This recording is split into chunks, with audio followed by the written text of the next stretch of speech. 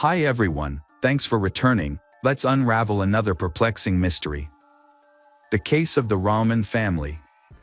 Jean-Claude Romand was born on February 11, 1954, in Lille, France, and grew up in Clairvaux in the Jura region. He completed his baccalaureate in 1971. He began his studies at the University of Lyon but lasted only one semester before dropping out. He then went to medical school and eventually married a woman named Florence Cray. Florence Cray was born on March 6, 1956, and studied at the University of Lyon to become a doctor. There, she met Jean-Claude Romand, a distant relative of her family.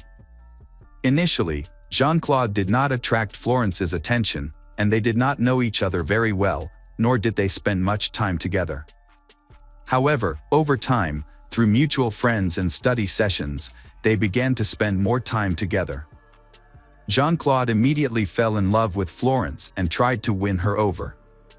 However, Florence saw him as just an ordinary guy, nothing special, and not very articulate.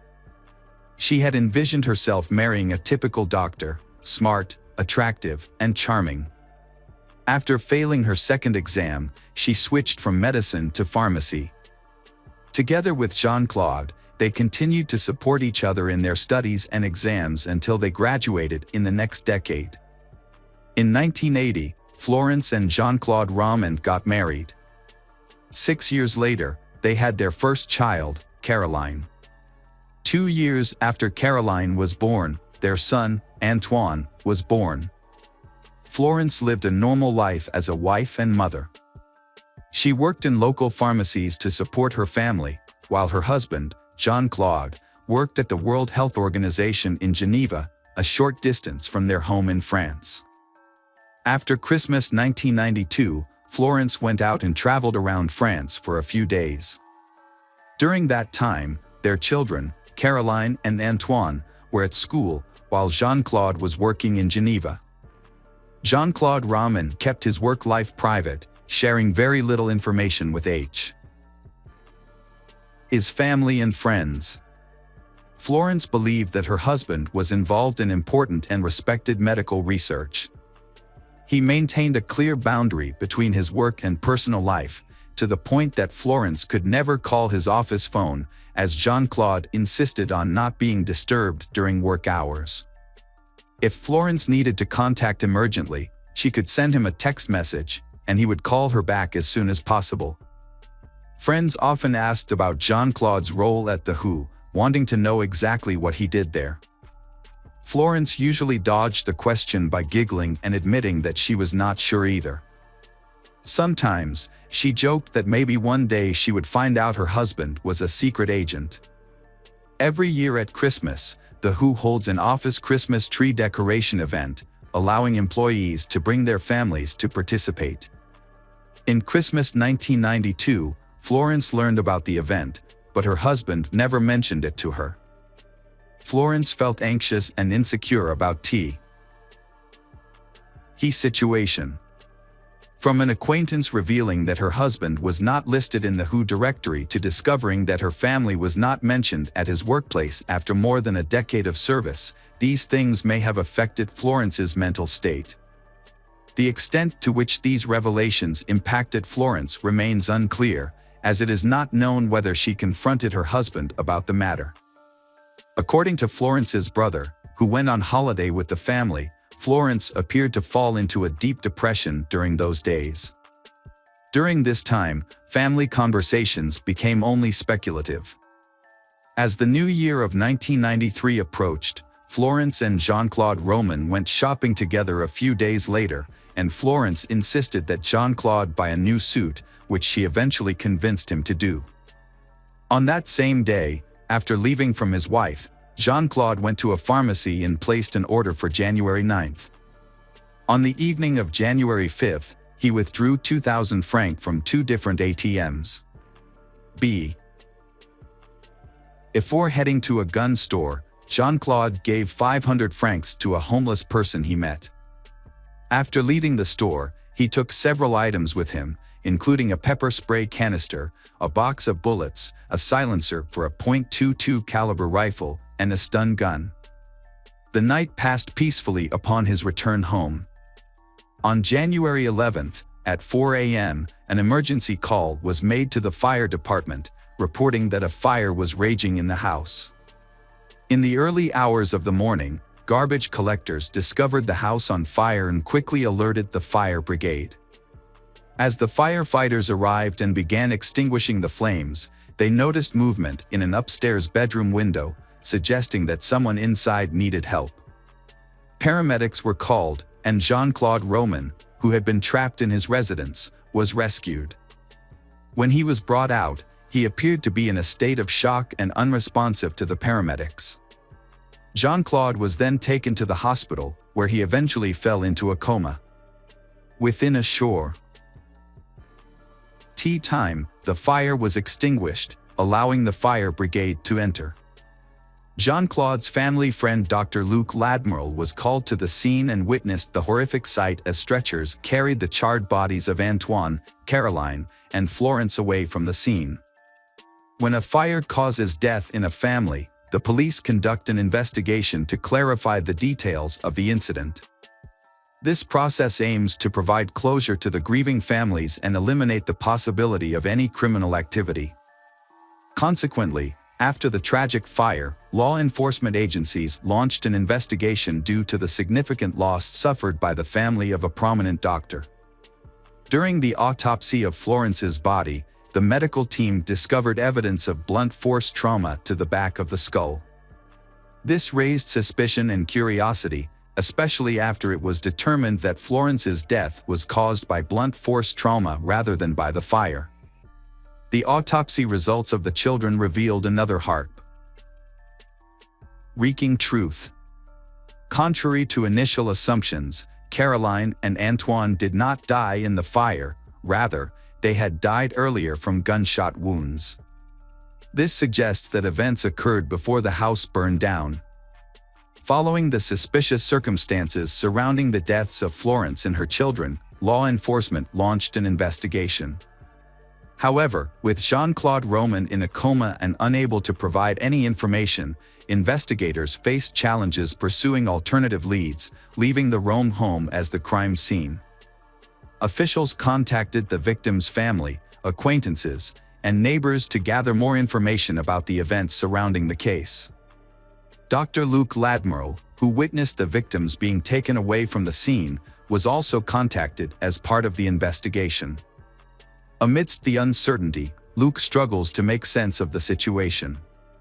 When questioned by investigators about family enemies, Luc is unable to identify anyone. However, he is summoned for questioning a few days later. Luc finds himself under police investigation regarding his family's connections and recent events that may have caused the fire.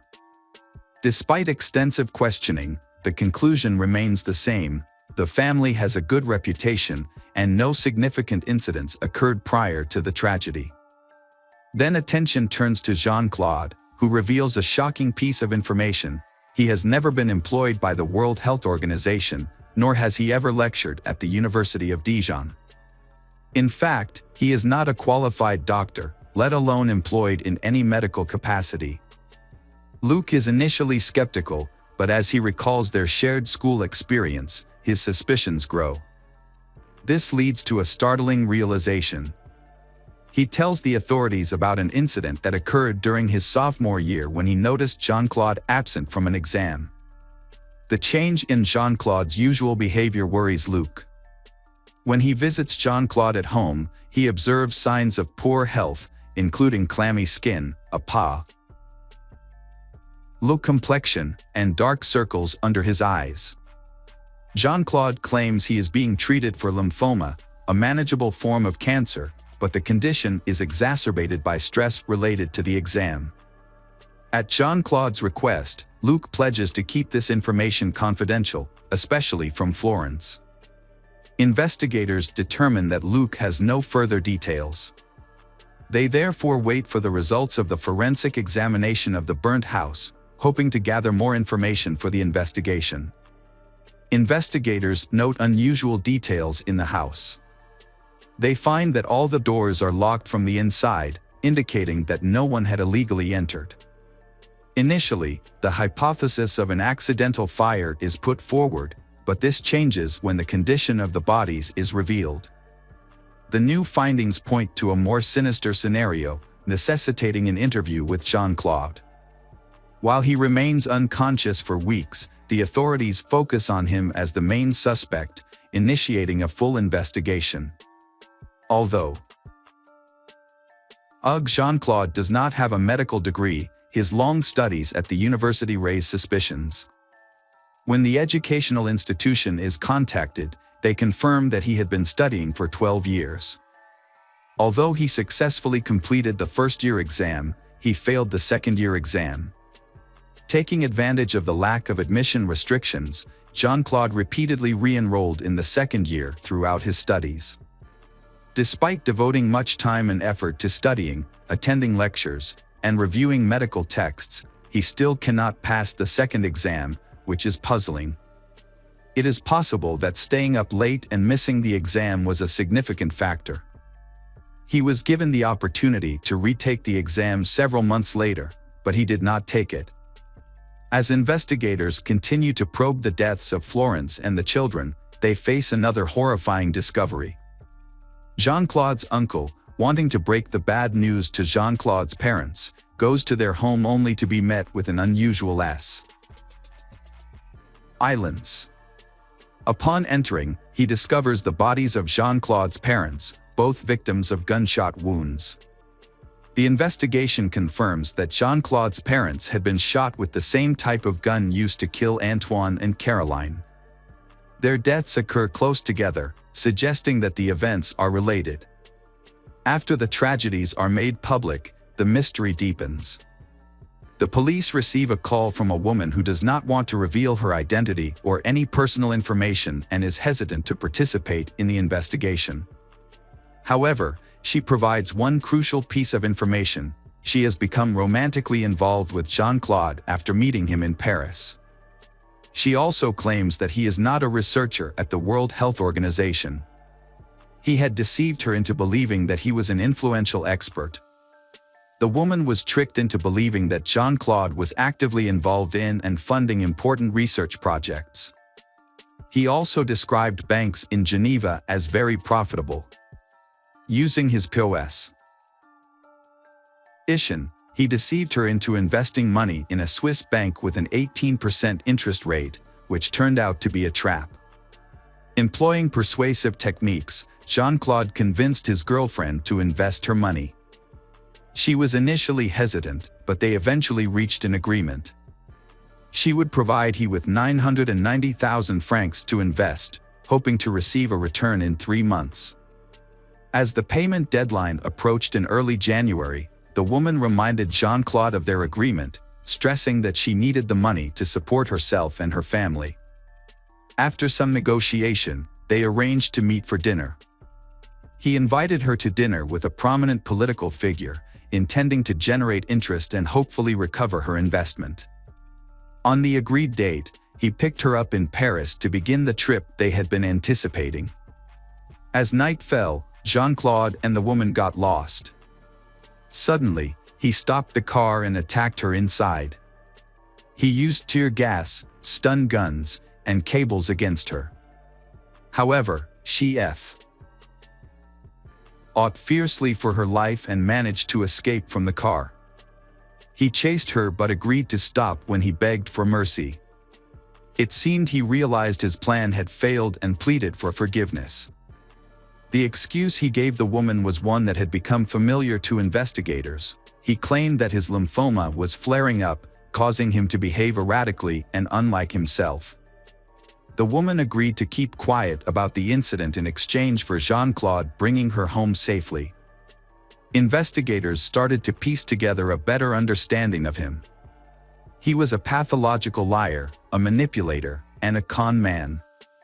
The question that haunted the detectives was he also a killer? After waking from his coma, Jean-Claude was quickly approached by investigators to discuss their remaining suspicions. They expected him to confess, but he chose to remain silent. He sat in his hospital bed, staring blankly into space, unresponsive when asked about the events of January 9th, the origin of the fire, the shooting of Antoine and Caroline, the serious injuries his wife suffered, and the discovery of his parents' deaths. He was subjected to repeated interrogations, but despite relentless questioning, he refused to reveal anything. It was only when investigators informed him that they knew the truth, that he was not a doctor and was unemployed, that he changed. What prompted him to finally break his silence remains unclear, but he eventually began to talk. According to him, on the night of January 9th, Jean-Claude and Florence were having a typical evening at home. After putting their children to bed, they retired to their bedroom. According to his recollection, the entire situation came to a sudden end when he recalled the horrific scene of finding his wife sprawled on the bed, surrounded by blood and holding a blood-stained rolling pin. It is unclear what happened. Perhaps there was an argument, but Jean-Claude went to bed with his wife and woke up the next morning to prepare breakfast for the children. Caroline and Antoine sat on the couch, watching cartoons that their father had chosen. He served each of them a bowl of cereal before joining them to watch TV. When the children asked about their mother's absence, he told them that she was not feeling well and needed more rest. That morning, Jean-Claude noticed that Caroline was feeling ill and was concerned about her health. He guided Caroline to the bedroom upstairs. Caroline then lay face down on the bed with a pillow over her head, but the reason for this was not explained. Jean-Claude was unable to provide a clear explanation to investigators regarding the chain of events. However, he speculated that the incident may have been related to a game he had been playing with his daughter. He then used a .22 caliber rifle fitted with a silencer to fatally shoot his 7-year-old daughter in the back of the head. Antoine similarly met a tragic end. After the incident, his memory became hazy. The evidence presented at trial showed that he left home, bought a newspaper, and went about his daily activities, appearing normal to people. He then returned home and watched television. Although Jean-Claude denied these details at trial, one event was certain: he received an invitation from his parents to have lunch on the day of the incident. He accepted the invitation, left his quiet abode to drive to his parents' house, and joined them for lunch. He then tricked his father into going upstairs under the pretext of checking a faulty boiler. Despite his father's old age, he still attempted to perform the requested inspection but was unexpectedly shot in the back by his own son. When he returned to his mother's place, he did not make up any excuses this time. His mother became the only victim, shot by him when he faced her. The motive behind these actions remains unclear. Before leaving, he also killed the family dog. When asked about this at trial, it was the only time he showed remorse. Overcome with emotion, he broke down in tears and revealed that the dog had been very much loved by his children, bringing back memories of Caroline. At that point, Jean-Claude decided to return home and commit suicide. However, his plan did not go as intended. He had previously had a mistress who had provided him with 990,000 francs with the promise of an investment scheme, which was how Jean-Claude supported himself. He told many people, including his relatives and Florence's family, stories of the profits from these investments. People who trusted he entrusted him with managing their finances. This allowed he to gradually accumulate a large sum of money. He then transferred the money to private bank accounts in Geneva, avoiding the scrutiny of tax authorities and others. He had carefully managed the family finances, ensuring that his wife, Florence, had no knowledge of his fraudulent activities. However, the time had come to face the consequences of what he had done. As expected, people began to demand that he return our money along with the promised profits. Unfortunately, this was an obligation he could not fulfill. All of his income was immediately used to meet current needs, leaving him with virtually no savings, despite having accumulated over 2 million francs over the years. It was time for him to come clean and share the truth with Florence and the others who had entrusted him with their money. He found that he could no longer maintain this lies, and the mounting pressure made him feel trapped with no clear way out. Like many others, he convinced himself that by ending the lives of his loved ones, he would save his family from the consequences of his wrongdoings. He then planned to commit suicide to avoid facing the harsh reality. He believed that he could continue lying forever and never thought that he would be discovered or that he would have to confess. He kept coming up with other lies to maintain the pattern throughout his life.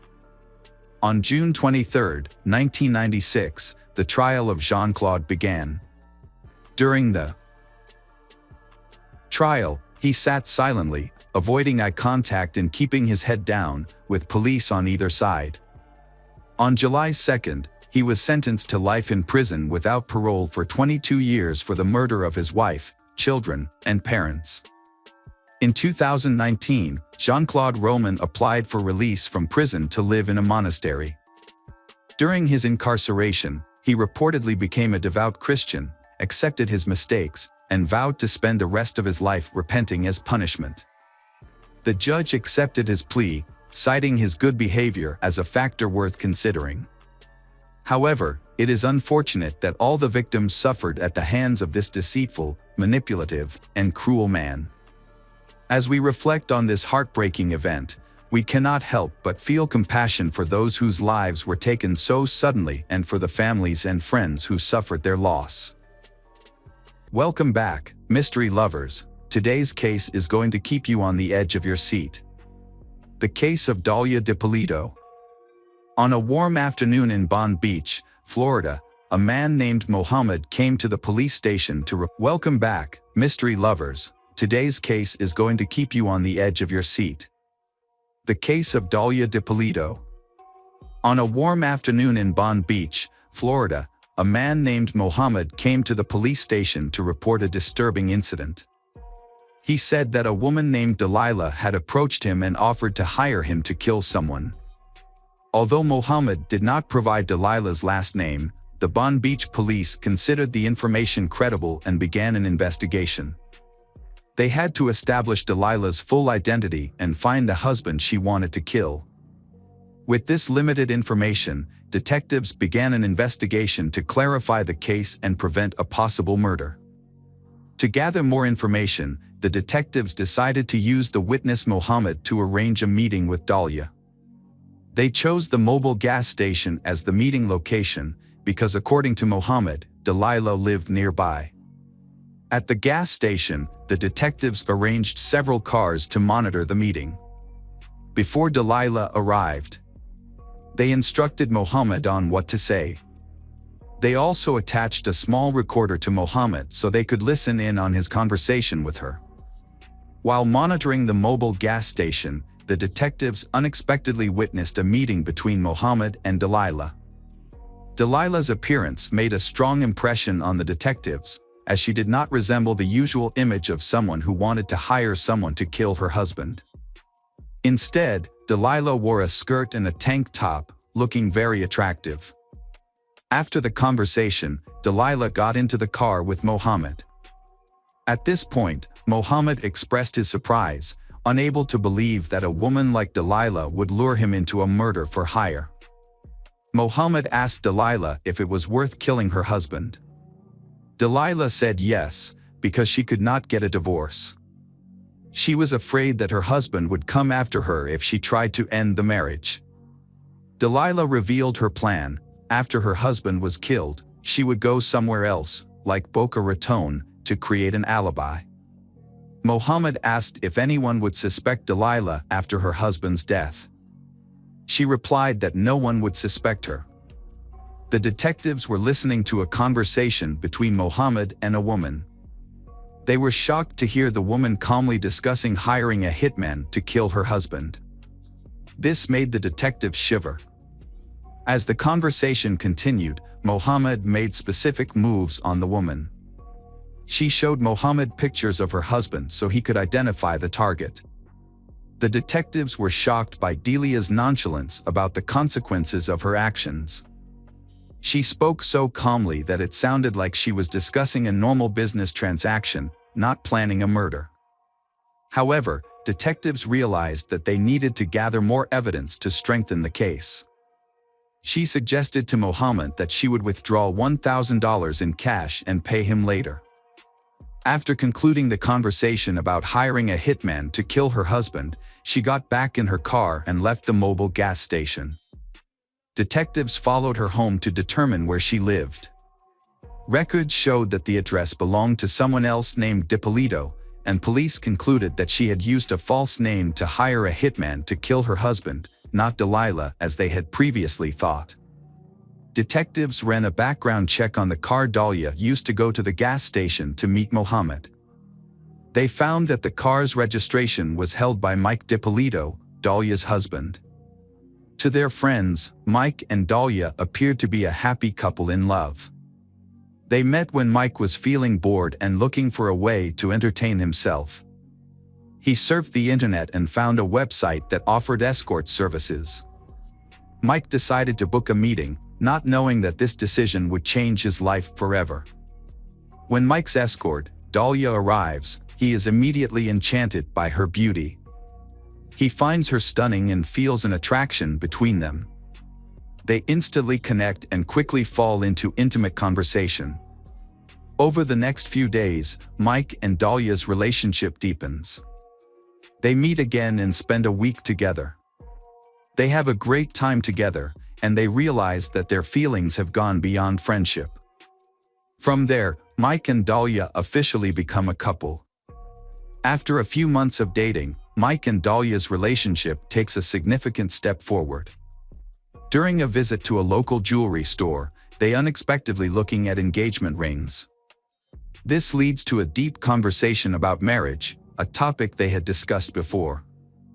Fascinated by the idea of building a future together, Mike decides to buy a ring for Dahlia. It was not only a gift, but also a symbol of his commitment to the relationship. Even though their relationship was moving forward quickly, Mike was still extremely happy in love. He believed that this was the right move for both of their futures. Before meeting Dahlia, Mike had a criminal record in 2001. He was convicted of theft, fraud, and wire fraud in Broward County, Florida. At the time, Mike was addicted to drugs and needed money. The court sentenced Mike to 2 years in prison and 28 years of probation. This long probation period was to give Mike the opportunity to pay off his debts. When Mike first returned home from prison, he had trouble paying his debts.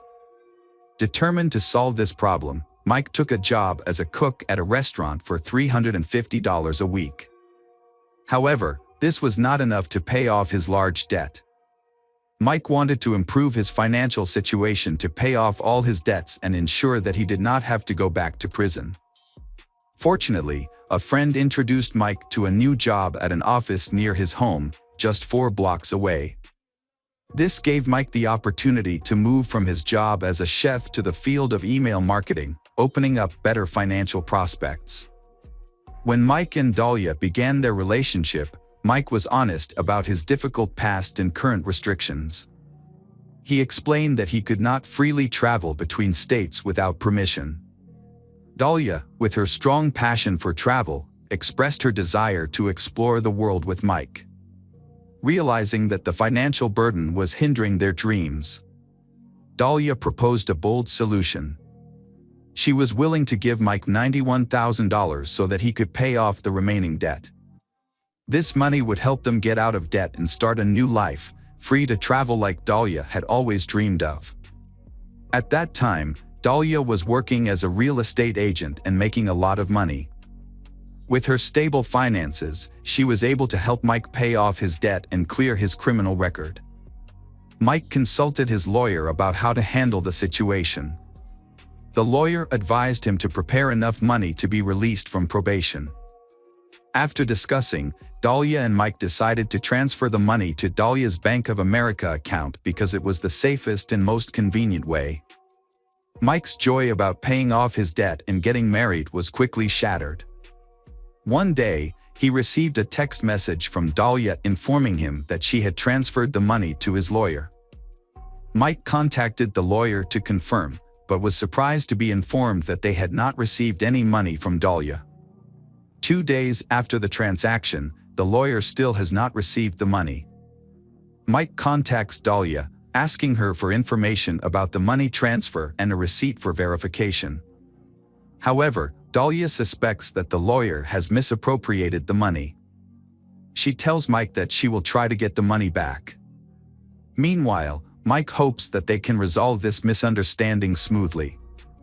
On the other hand, the Boone Beach Police Department enlists the help of Sergeant Whitey Jean, an undercover police officer. When he meets with the detective in charge of the case, Sergeant Jean is informed that Dahlia is trying to hire a hitman to kill her husband. The detective tells him that Dahlia is waiting for a call from the hitman and asks Sergeant Jean to pose as the hitman to arrange a meeting with Dahlia. Sergeant Whitey Jean agrees to participate in the investigation by posing as a hitman. In this role, he contacts Dahlia and asks her to pay $3,000 up front and the keys to her house. The request for the keys was part of a plan to make Dahlia believe that the murder would occur at her home. However, Dahlia felt uncomfortable with the request. She contacted Muhammad, who had introduced her to the hitman, to express her concerns. During a phone call between Muhammad and Dahlia, the detectives overheard and were concerned that they might have scared Dahlia. They feared that Dahlia might change her plans and find someone else to kill her husband. However, on August 3, 2009, Dahlia met with Sergeant Whitey Jean in the CVS parking lot. Sergeant Whitey was working undercover, posing as a hitman. However, Dahlia did not have any money with her.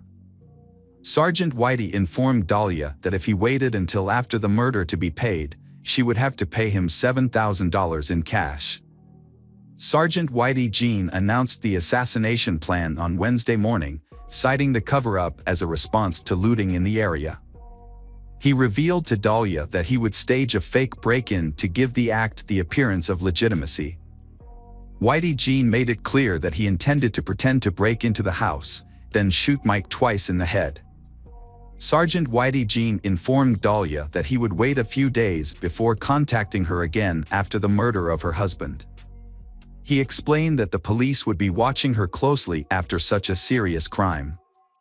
Sergeant Whitey Jean emphasized that this wait was necessary to avoid suspicion and to keep the case secret.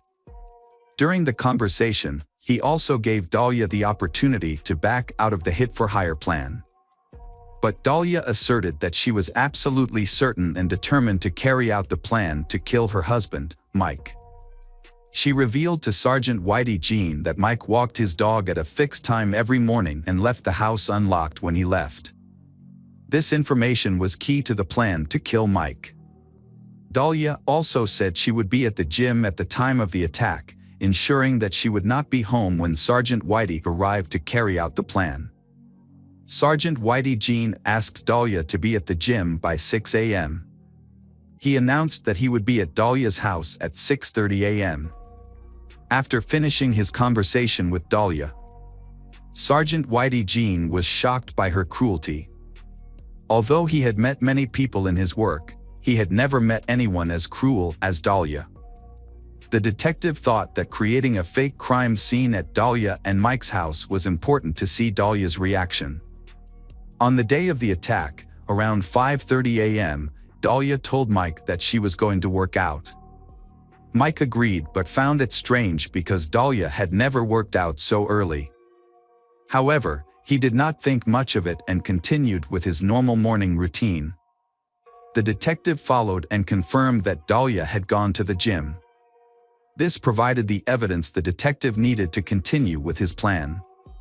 However, before he could proceed with setting things up at Mike and Dahlia's house, the detective needed to inform Mike of the current situation. About 30 minutes after Dahlia left the house to go to the gym, there was a loud knock on the door. Mike rushed to open the door and was surprised to see a group of police officers standing in front of the house. He was shocked and confused and asked what was going on. A detective walked in and told Mike some shocking news. His wife had hired a hitman to kill him. However, the hitman was actually an undercover cop assigned to expose Dahlia's plot. The detective further explained that the whole situation was an elaborate plan set up to catch Dahlia in the act of hiring a hitman to kill her husband. Mike was shocked when the police came to his house and informed him that his wife, Dahlia, had hired a hitman to kill him. After calming down, the detectives emphasized the urgency of the situation and asked him to leave the house immediately. They quickly took Mike to the police station for safety. The detectives created a fake crime scene at Mike and Dahlia's house. They put up police tape and turned on the police car lights to make it look like a real crime scene. After they were ready, a detective called Dahlia and told her that the police were at her house and needed to talk to her about a matter involving her husband. The detective asked Dahlia to come home and answer some questions. After speaking with the detective, Dahlia returned home and was shocked to find that her house had become a crime scene. Police tape surrounded the house and police cars were parked everywhere. When Dahlia asked the detective about the situation, she was informed that the police had received a report of a murder at her house, accompanied by gunshots. The detective then gave her the shocking news that a search of the house had turned up the body of her husband, Mike. This information shocked Dahlia. She burst into tears as soon as she heard the news of her husband's death. However, the detective, who was experienced in announcing the death, noticed that Dahlia's reaction was unusual. Although she appears to be crying, the detective does not see any tears on her face at the police station. The detective begins the investigation by asking Dahlia about the people who may have been involved in her husband's death. The detective's goal is to get Dahlia to admit that she hired someone to kill her husband. The detective tells Dahlia that her husband was shot twice in the head and died. Dahlia is confident that Mike will not open the door to strangers. She explains that Mike is currently on probation for securities fraud and is trying to complete his probation. However, this is difficult because the community is not supportive of Mike's upcoming release due to the amount of debt he owes. Despite this, Dahlia insists that their marriage is stable. During the investigation of Mike's husband's murder, the police interrogate her. Mike watches the interrogation from another room. The detective informs Dahlia that they have the facts of the case and will begin investigating. They then led Sergeant Whitey Jean into the room, handcuffed, and asked Dahlia if she knew him or had met him before. Dahlia firmly denied any connection to Sergeant Whitey Jean. After the police escorted Sergeant Whitey Jean out of the room, the detective informed Dahlia that she was under arrest for attempted murder. The detective further explained that the man Dahlia had hired to kill her husband was actually an undercover police officer. As a result, Dahlia was arrested for her crime. While Dahlia was in custody, the police allowed Mike, Dahlia's husband and the victim of the attempted murder, to see her. When Dahlia saw Mike, she tried to call him back, but Mike refused, saying that he could not help her in this situation. In fact, Mike wanted Dahlia to admit to plotting to kill him, but she still firmly denied her actions. On April 26, 2011, Dahlia DiPolito's trial was held in Palm Beach County District Court. Dahlia was charged with conspiring to hire someone to kill her husband, Mike. During the trial, Mike testified against his wife. He testified for 3 consecutive days. Dahlia's defense attorney argued that the plan to kill Mike was just a publicity stunt for a reality television show. They claimed that Mike had agreed to participate and helped orchestrate the plot. However, Mike denied all things. He claimed that he had no knowledge of or involvement in any such plan.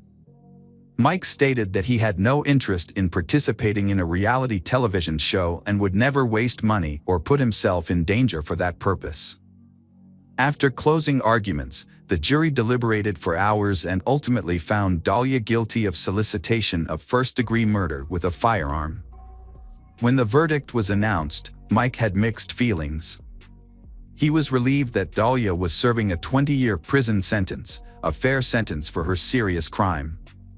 At the same time, he was relieved that he could finally move on with his life, knowing that justice had been served. After Dahlia was convicted of solicitation of first-degree murder with a firearm, her lawyers appealed. They argued that the jury's verdict had been influenced by an unofficial tip. Specifically, a juror had commented that Dahlia had tried to poison Mike's Starbucks drink.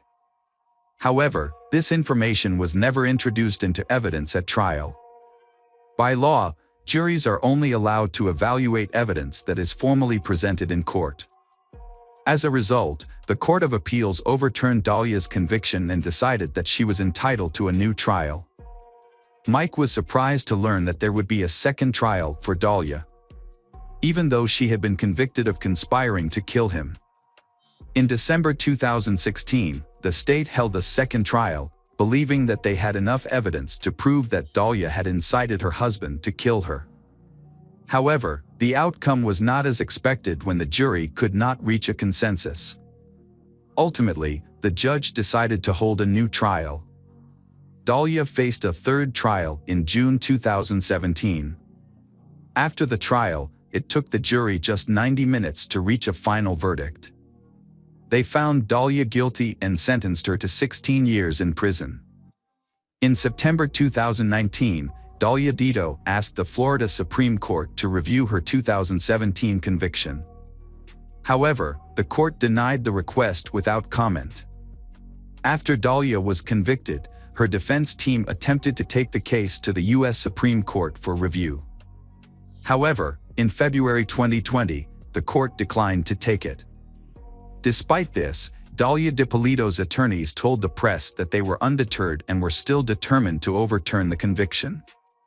They revealed plans to petition a federal judge for a third review of Dahlia's trial on constitutional grounds. The attorney said this was Dahlia's last chance to secure a new trial. Despite serving her sentence, Dahlia was respected in prison for her strong faith. She organized a Bible study group in prison, which was praised by her fellow inmates. Before going to prison, Dahlia had a young son who visited her regularly. The boy is now living with his grandmother until Dahlia completes her sentence. According to her lawyer, the separation has been heartbreaking for Dahlia because she misses her son very much. Hi there, investigators. It's time to uncover the truth behind another case. The case of Xavier Dupont de Ligons. Xavier Dupont de Ligons, born March 9, 1961.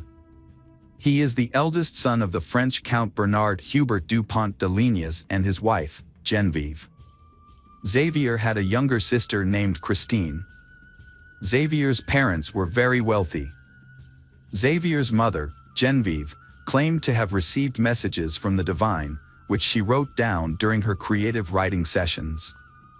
Her strange beliefs developed into teachings about the impending apocalypse, and she founded a religious sect called the Church of Philadelphia.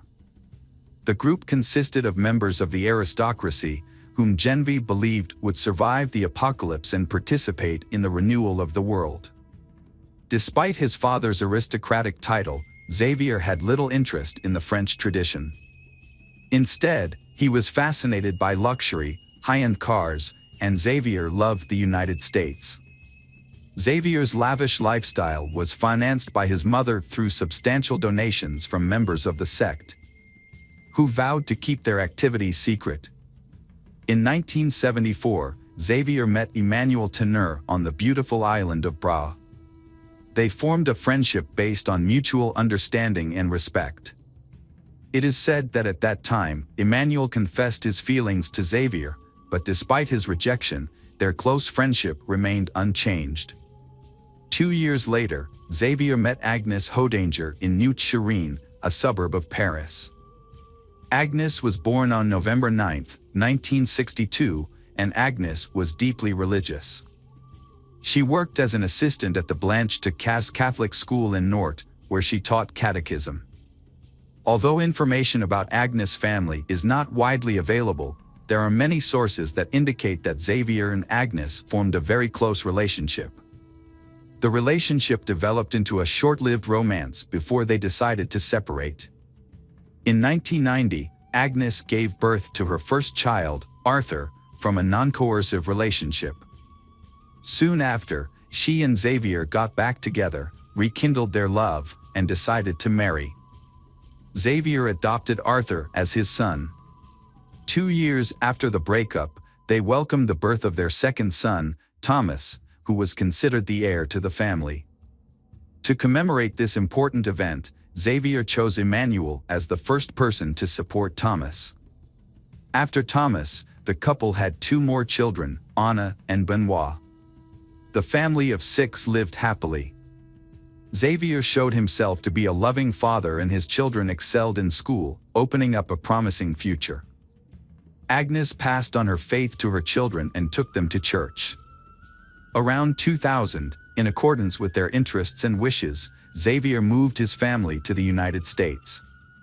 Xavier, a reserved, charismatic, and multilingual man, believed he could easily integrate into the United States.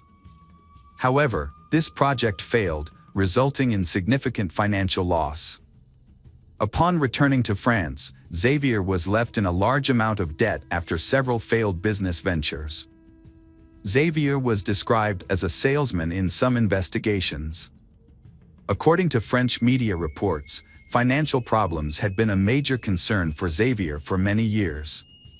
One of Xavier's failed projects was the importation of plans from the United States into French. In addition, Xavier also started a small business but found only limited success. These businesses included hotel and restaurant guides for sales representatives, a loyalty system for restaurants, and an association called the French Federation of Commerce. Xavier was also listed as the manager of another business that has not been clearly disclosed. Eventually, the business's accounts were few, and by 2003, Xavier had hired 6 sales staff. Xavier's work was often Monday through Friday and brought in less than $4,200 in reported annual income.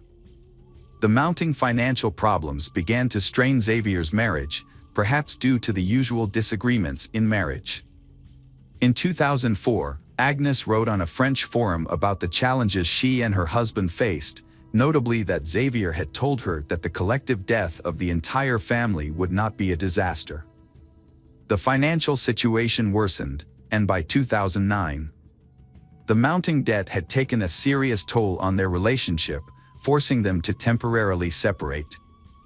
During this time, Xavier sent Agnes several letters blaming her for the family's difficulties and the debts they were facing. This emotional stress affected Agnes, causing her to lose her sense of direction and suffer from insomnia. During this difficult time, Xavier sought help from his friend Emmanuel, who came from a wealthy family and had inherited a fortune from his father. Emmanuel was always ready to help Xavier financially. Emmanuel not only lent Xavier money, but also financed his trips and co-signed the purchase of a house. With Emmanuel's help, the Xavier family lived in a small wooden house on the outskirts of Nantes in the late 2000s. However, after settling down, the neighbors found Agnes to be stubborn and not easily put up with her husband. But behind closed doors, Agnes faced personal problems. She felt Xavier was too slow and unloving, and sometimes even abusive towards Agnes. She was also frightened by the way Genevieve, her mother-in-law, controlled Xavier. She described Genevieve as a mentally ill mystic and was extremely fearful. On January 20, 2011, Xavier's father Bernard died. Xavier hoped that his father's death would result in an inheritance, which would help him solve his financial problems. However, Xavier was shocked. When he went through his father's possessions, he found nothing of significance. The remaining items included a few pieces of paper, a rifle, a name tag, a ring, and some cash, which Xavier promptly took. A few hours after his father's death, Xavier withdrew cash using his father's card. On February 2, he obtained a gun license, and on March 12, he purchased a silencer for his rifle. During this time, he practiced shooting a rifle in the garden, looking at a balloon on a support stand. Emmanuel visited and tried shooting, finding nothing unusual. Xavier explained that the silencer was to avoid disturbing the neighbors. On Friday, April 1st, Xavier and Emmanuel went to a shooting range together, where Xavier's rifle was the focus of attention. The next day, Emmanuel called Xavier 5 times and they talked for almost an hour. Sunday, April 3rd. That night, Xavier, Agnes, and their children watched a movie and had a nice dinner at a restaurant. Everyone in the family was there, except Thomas, who was studying at a Catholic school and living in a nearby dormitory. After the outing, the family returned home and were seen by neighbors. Some family members also exchanged text messages with friends and acquaintances. That night, Xavier used drugs to put his wife and children to sleep, then shot and buried them in the garden. He did the same thing with the family's Labrador. Xavier called Agnes's workplace and said she was sick. He then contacted Arthur's school and said Arthur had been in a motorbike accident. He then contacted Anne and Benoit's school and said they were sick. In the afternoon, Xavier sent a letter to the restaurant where Thomas worked, saying that Thomas would resign because his father had been transferred to Australia. However, Xavier still had to deal with Thomas. On Monday, April 4th, Xavier contacted Thomas and had dinner with him at a restaurant near Thomas's university dormitory. After the meal, Thomas returned to his room exhausted. The next day, Thomas received an urgent text message from his father, saying that Agnes had been in a bicycle accident and was in a coma at the hospital, prompting Thomas to go to Nantes immediately. At midnight, a friend of Thomas's received a text message from him, saying that he was at home watching a movie with his father. Thomas was probably dead by then.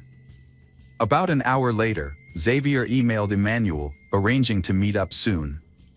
Emmanuel responded, reminding Xavier that he had the power of attorney and the keys on the boat. Xavier went in and out of his house and even left a note on the door asking for no more mail to be delivered. Xavier then withdrew cash from an ATM, which was captured on security cameras. He paid with credit cards at restaurants and stayed at hotels under his real name. As Xavier's perfect escape began, the neighbors began to notice worrying signs. The once open windows of the bungalow had been boarded up for days. The 4 children of the Xavier family were no longer seen playing outside. The dogs were no longer heard barking, and Agnes was nowhere to be seen. All disappeared without a trace. Concerned neighbors began investigating and contacted the police. When police arrived, they discovered a nearly empty refrigerator with only a few jars of jam left. In the kitchen, a mop still had food on it, and a ring was placed on the living room table. Guitars were on the sofa, but no one was home. Police found empty picture frames, and the closet was empty of clothes. In the midst of the mystery, on April 9th, a letter appeared, sent to Xavier's family and friends. The letter claimed that Xavier had been hired by the U.S. Drug Enforcement Administration and that the family had gone undercover as part of a witness protection program, explaining why they had suddenly disappeared and had not communicated. Suspicion and concern grew among neighbors who sensed something was amiss. Fearing for the family's lives, they urged the police to investigate further. As the case gained media attention, more details emerged. On April 15th, security cameras captured Xavier entering a small hotel near Cannes. He parked his car, picked up a bag, and disappeared into nearby woods. This was the last time he was seen. Police returned to the family home Xavier on April 21, 2011. There, they discovered a new plot of land under the terrace. When they dug, police found the bodies of Agnes and her 4 children. Each had been shot 2 to 3 times and were wrapped in bags, covered with religious symbols, and carefully buried in sacks of quicklime. The family's 2 Labrador retrievers were also found buried. Despite a thorough search, no traces of blood, fingerprints, or DNA were found. Xavier became the most widely circulated person in France because of his alleged murder. His image appeared on every news bulletin. However, it seems that Xavier has mysteriously disappeared from the face of the earth. Autopsy results of 5 victims showed most of the bullets were shot in the head. In addition, traces of sedatives were found in the bodies of the children, which confirmed the hypothesis that they attacked while they were sleeping. A remarkable detail began to appear around Agnes. In the master bedroom, police discovered a device that Agnes used to control her sleep apnea, which had stopped working at 3:27 a.m. on April 4th. Because of the close relationship between Xavier and Emmanuel was called in for questioning by the police. Emmanuel cooperated with initial investigations. When Emmanuel was questioned about the exported rifle, Emmanuel initially knew about it. However, upon further investigation, the police discovered many inconsistencies in Emmanuel's testimony. They soon realized that Emmanuel was not being completely truthful. A crucial step occurred 24 hours later. Just before noon, Nantes police raided Emmanuel's apartment and seized Emmanuel's laptop. Emmanuel then revealed the real information about Xavier's export rifle. Xavier's mother Genevieve also attracted the attention of the police during their interviews. Genevieve was evasive and denied any knowledge of the Philadelphia church. The police investigation was fruitful. They discovered a copy of a complaint filed years ago by former members of the cult who fled in fear after Genevieve offered to have sex with all the men to conceive. This revelation about the cult, including the wealthy members who provided financial support, led the police to believe that this environment may have provided Xavier with material support. As a result, all former members of the Philadelphia church were questioned, and the police monitored the cult members, hoping to detect any indiscretions in conversations or emails. When the police examined the computer hard drive, they discovered many email exchanges between Emmanuel and Xavier. Some of the emails were particularly revealing about the relationship between the two. One email sent in the early morning of April 6 attracted special attention from the police. These accumulated details led investigators to the crime in which Emmanuel may have assisted Xavier in his escape. However, the police team's work has yielded results. They discovered a copy of a petition obtained years ago by former members of the sect. These people fled in fear after Christine offered to have sex with all the men to identify the chosen tie. The important revelation about this sect, including the wealthy members who provided the main financial support, has helped investigators better understand the work. They believe that this environment may have provided Xavier with the necessary support and substance. Therefore, all former members of the Philadelphia church were examined and followers of the sect were followed, hoping to find connections through conversations or emails. Despite efforts, no murder weapon was found. Xavier's cell phone records helped police track his movements in the country. Xavier's last known trace was recorded on April 15 from a security log. Based on the type of bag Xavier was carrying, police suspected that he may have been carrying a weapon. While everything suggested that Xavier might have committed suicide in the forest, the police conducted a thorough search of the dense forest, but without any results. This led to the hypothesis that Xavier might have sailed the boat to another country. Therefore, an international arrest warrant was issued on May 4. The Nantes police contacted the National Fisheries Monitoring Center to verify whether Emmanuel or Xavier owned a motorboat or a sailboat. The police did not find sufficient information, but Emmanuel was summoned to the Nantes police station for further questioning. When the police asked Emmanuel about the sailboat, Emmanuel claimed it was a coincidence. Emmanuel explained that Emmanuel had given Explorer permission to open his safe in case anything happened to Emmanuel, and that the key to the safe was hidden in a model sailboat in an apartment. According to Emmanuel, the safe contained Emmanuel's will. Despite some suspicious coincidences, the police released Emmanuel. At this point, Emmanuel was only considered a witness. However, the police decided to put pressure on Emmanuel because they suspected that Emmanuel was a possible accomplice. A key discovery was made when police examined all the checks paid to Xavier's company. A $4,200 check signed by Emmanuel, linked to a previously undisclosed bank account in Monaco. Police quickly requested account records, but due to Monaco's strict banking secrecy laws, they would only respond to requests from their own regulators. On September 28, 4 police officers returned to Emmanuel's home. After a long wait, Emmanuel showed up. Emmanuel's apartment was sparsely furnished, with empty liquor bottles scattered around, suggesting that Emmanuel lived a very isolated life. Emmanuel told the police that Emmanuel had not received any letters or phone calls from Xavier. In 2015, a journalist claimed to have received a letter from Xavier stating he was alive. However, after conducting handwriting, DNA, and fingerprint analyses, the letter did not provide any new information. A tip-off about a monk resembling Xavier led police to raid a monastery in Rab Brun sur Aran on January 9, 2018. After a thorough 2-hour search, they concluded it was a case of mistaken identity. Then, on January 18, 2019, Emmanuel died of a heart attack. That same year, authorities arrested a man they believed to be Xavier at Glasgow Airport in Scotland, only to discover it was a case of mistaken identity. Speculation has it that Xavier may be hiding in South America, specifically Argentina, where Xavier can help him avoid being noticed. Despite the passing of the years, the Church of Philadelphia still exists, with members who have been part of the church for nearly 40 years, living in seclusion from the world.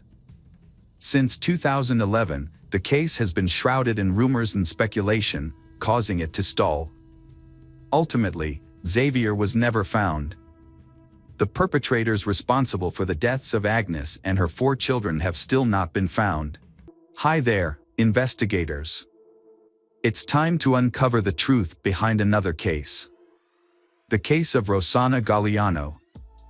Rosana Galeano was born in Buenos Aires, Argentina, in the late 1970s to parents Raldo and Graciela. She had 2 older brothers, Oscar and Gustavo, and a sister, Monica. During this time, Raldo, Rosana's father, worked as a mechanic. In 2001, Jose Arce brought his vintage car to Raldo's workshop for repairs. Jose was born on November 22, 1948. He spent more than 30 years living abroad, primarily in Greece and the United States. During his time in the United States, Jose was convicted of drug trafficking and served a 4-year prison sentence. He returned to Argentina in 1996 and owned 8 properties in a prestigious area of Buenos Aires. Despite their significant age difference, Jose and Rosana began dating shortly after meeting at her father's shop. At the time, Rosana was without a job and kept to herself, while Jose appeared to be financially stable. However, his wealth actually came from his mother, Elsa, who lived in the United States. Jose, who is 52 years old, proposed to Rosana, who is 22 years old. Rosana's mother, Graciela, expressed concerns about their significant age difference. Jose dismissed her worries, claiming that love knows no age. Rosana reassured her mother that she wanted to marry Jose, and they tied the knot on November 17, 2001, after a 7-month courtship. Jose initially thought his friendly and intelligent personality was the reason Rosana was attracted to him. They soon had a son, Geronimo. However, Jose's true nature soon became apparent, a controlling and jealous person. He frequently belittled Rosana and her family, and has eventually turned physically abusive, leaving Rosana feeling trapped and fearful. Jose's ownership of 2 guns added to his intimidating presence, allowing him to maintain control over Rosana. Her family was aware of the situation and the pain it caused. Jose often flaunted his guns in front of visitors or when visiting others. On one occasion, Rosana's brother Oscar witnessed Jose physically assaulting her while they were painting their house. On another occasion, Rosana's father observed bruises on her back, bruises that she explained were caused by Jose dragging her on the ground. Rosana and Jose had their second child, but their relationship continued to deteriorate. Jose's hot temper and lack of respect have repeatedly strained their relationship, making it difficult for her to maintain a healthy home for her children despite her best efforts. The situation was further complicated by Jose's mother, Elsa, who would visit from time to time and exert control over their household decisions. By 2006, Rosana had suffered severe abuse at the hands of Jose and decided to report him to the authorities for domestic violence. A few months later, Rosana filed a second complaint, this time she requesting a medical examination to document her injuries. Rosana opened up to her sister Monica about her struggles, and they made a promise to stay connected and be there for each other whenever Rosana needed assistance. Monica becomes Rosana's rock, comforting and supporting her emotionally during difficult times. Whenever Rosana visited Monica's apartment with her children, Jose would often dictate when they had to return home, threatening to harm her.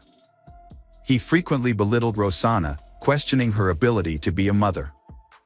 Ultimately, Rosana decided to leave Jose and move in with Monica, leaving him to stay in their house alone. Rosana filed another complaint and sought a divorce, which led to a restraining order being issued against Jose. As a result, they were only allowed to meet at a neutral location in El Remanso Exel de la Cruz, as arranged by the court, for Jose to visit their child. During one of her visits, Rosana confided in Daniel Gonzalez, a married man, who worked as a gardener and lived nearby with his own daughter. Although there were rumors about a relationship between Rosana and Daniel, this was never confirmed. Meanwhile, Jose continued to make threats against Rosana, including a disturbing voicemail, in which Jose explicitly threatened to kill her, and she shared this message with her brother Oscar. In 2007, Rosana met Oscar Lugo at a bar while socializing with friends. He was 32 years old, lived in Marino, and worked in a sewing workshop. They quickly connected, exchanged numbers, and began dating. Oscar was a kind, attentive, and gentleman who listened to Rosana. At 29 years old, Rosana felt like she was rediscovering a life she had almost forgotten. However, their budding relationship was soon threatened by Rosana's ex-husband, Jose. He closely monitored Rosana's activities and was aware of her new relationship with Oscar. Jose wants to prevent his divorce from Rosana and is terrified when he hears that Rosana has started a new relationship. He offers give Rosana a truck in exchange for ending her relationship with Oscar Lugo, but she refuses. When Rosana had a severe nervous breakdown, it was Oscar who accompanied her to the hospital. Out of desperation, Jose devised a plan with the help of his mother Elsa. They secretly planned to hire an assassin to kill Rosana. On January 16, 2008, Rosana and her sister Monica went to El Reno to pick up Rosana's two sons, aged 4 and 3, from their father Jose. However, Jose delayed the handover, making excuses. At 9:15 p.m., Jose called Rosana, claiming their son Geronimo had a fever and that he would take him to the hospital and return him the next day. Rosana insisted on taking care of Geronimo herself, but the call ended abruptly. Rosana then sent a casual text message to Oscar Lugo at 9:53 p.m. about their plans for the next day.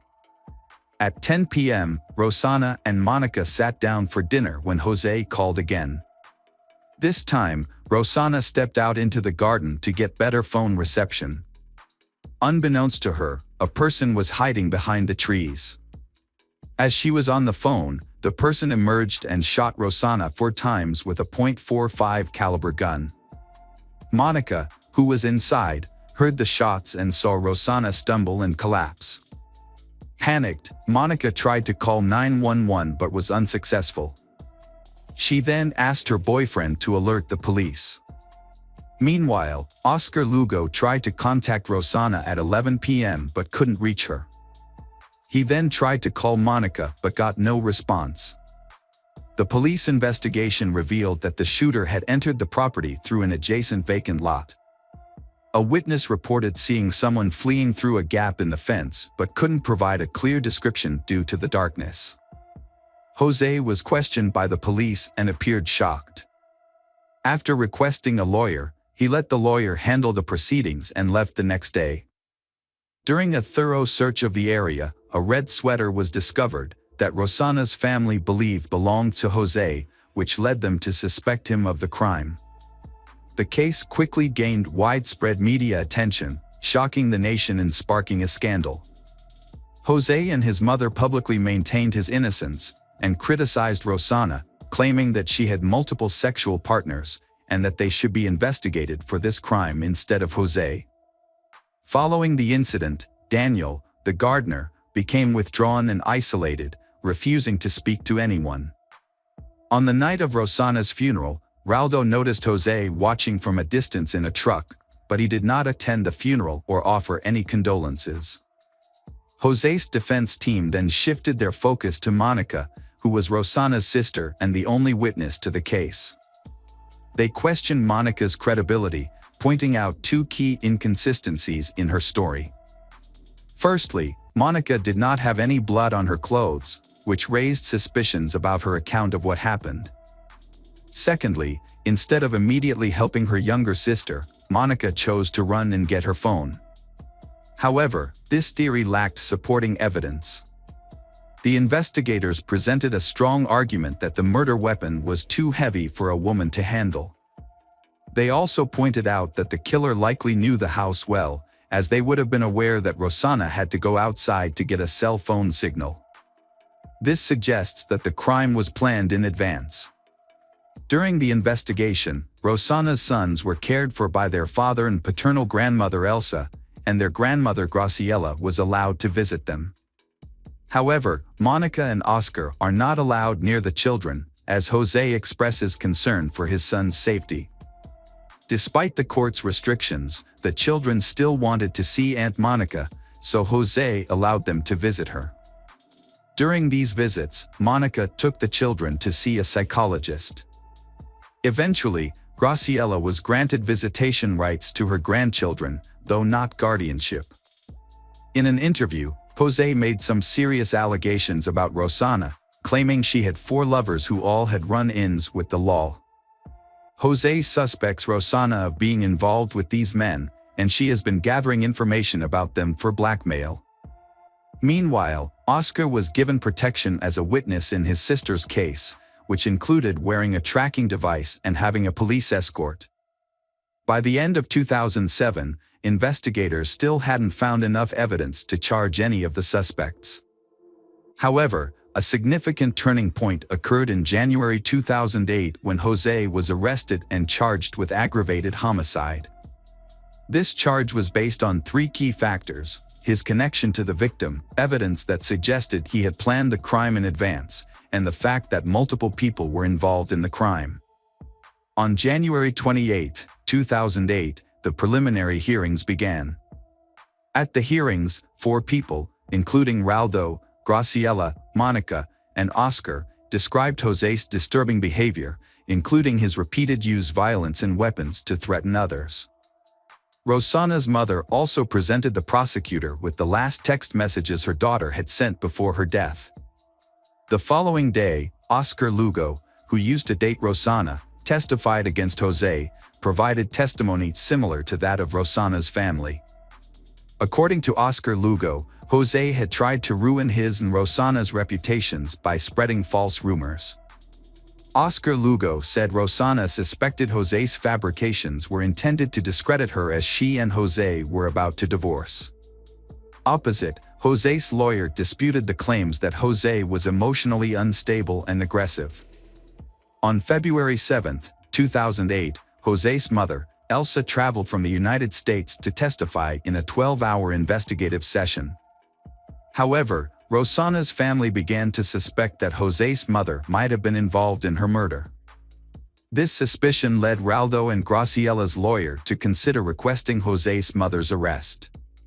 In response, Jose and his mother's lawyer argued that her testimony actually showed she was prioritizing her grandchildren's well-being. According to Elsa's testimony, she purchased houses for them because she believed the divorce settlement would not negatively impact them. The lawyer also denied the media's claim that Jose's mother and Rosanna had a poor relationship.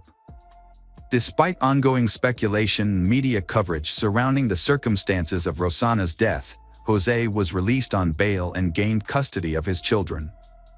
Meanwhile, the court deemed it unnecessary to provide police protection for Oscar, Rosanna's brother, who worked as a taxi driver. However, on July 5, 2008, Oscar was attacked by two armed men in the early morning. They beat and threatened him for an hour before abandoning him in a vacant lot. Fortunately, Oscar was found thanks to the protective witness tracking bracelet he wore. Oscar was deeply shaken by the event, though not severely injured. The trial next began in April 2013. Jose maintained his innocence throughout the proceedings. However, in May, the trial was delayed when Jose suffered a stroke, pushing the final verdict back to November 2013. The judge determined that the murder was carefully and deliberately planned, bearing the hallmarks of organized crime. The court concluded that Jose and Elsa were involved in planning the attack. They deliberately chose the time and place to put Rosanna in a passive position and unable to defend herself. Specifically, they targeting her after a phone call would lure her outside. The court ultimately determined that Jose's primary motive for the murder was financial, because he did not want to divide the joint property with Rosanna. As a result, Jose and Elsa were sentenced to life imprisonment.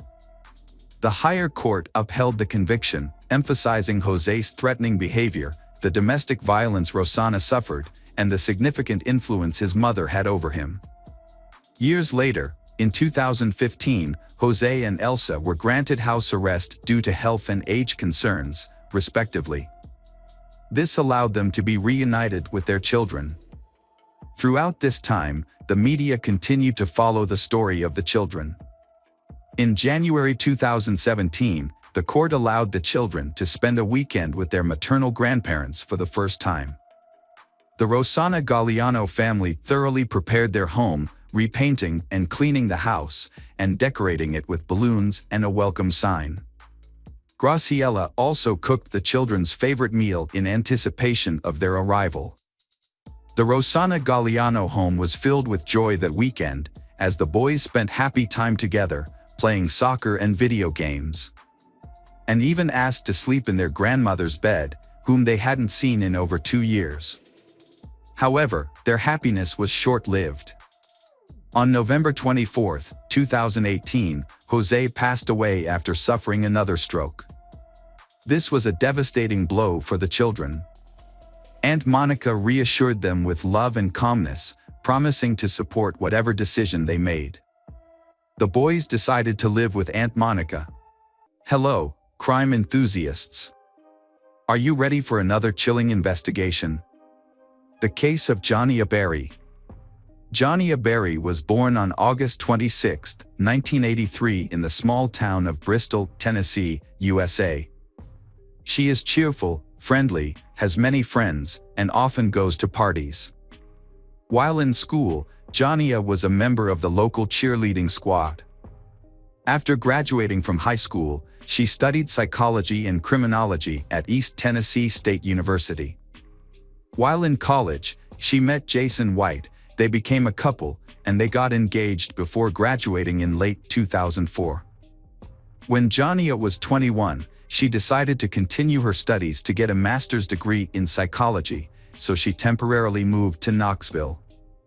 While studying, she worked part-time at a child education center and realized her passion for helping children.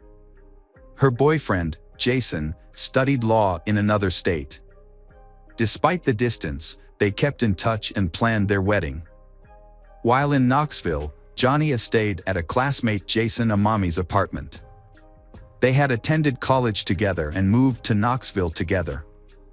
They shared a 2-bedroom apartment, and Jania stayed until she found her own place.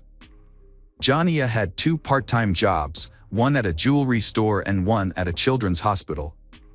On the evening of Sunday, December 5th, after working at the store, Jania went to the mall to do some Christmas shopping. When she got home, she wrapped presents for the children at the daycare center, chatted with her neighbors, and then went to her room. Before going to sleep, she talked to her boyfriend. Around 4 a.m., Jason Amami heard Jania screaming. He thought Jania was having a nightmare, so he went into her room, but instead of Jania, Jason Amami saw a stranger holding a knife. The stranger attacked Jason Amami, and they struggled.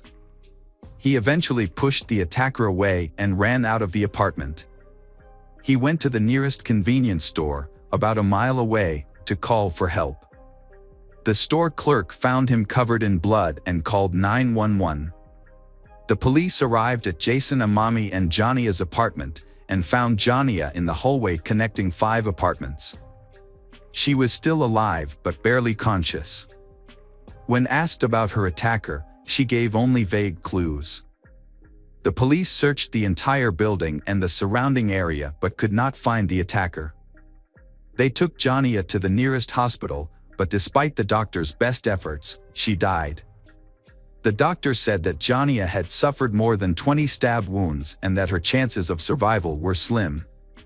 Meanwhile, Jason Amami had suffered 8 injuries from the attacker, but only one was serious. He was treated and his life was not in danger.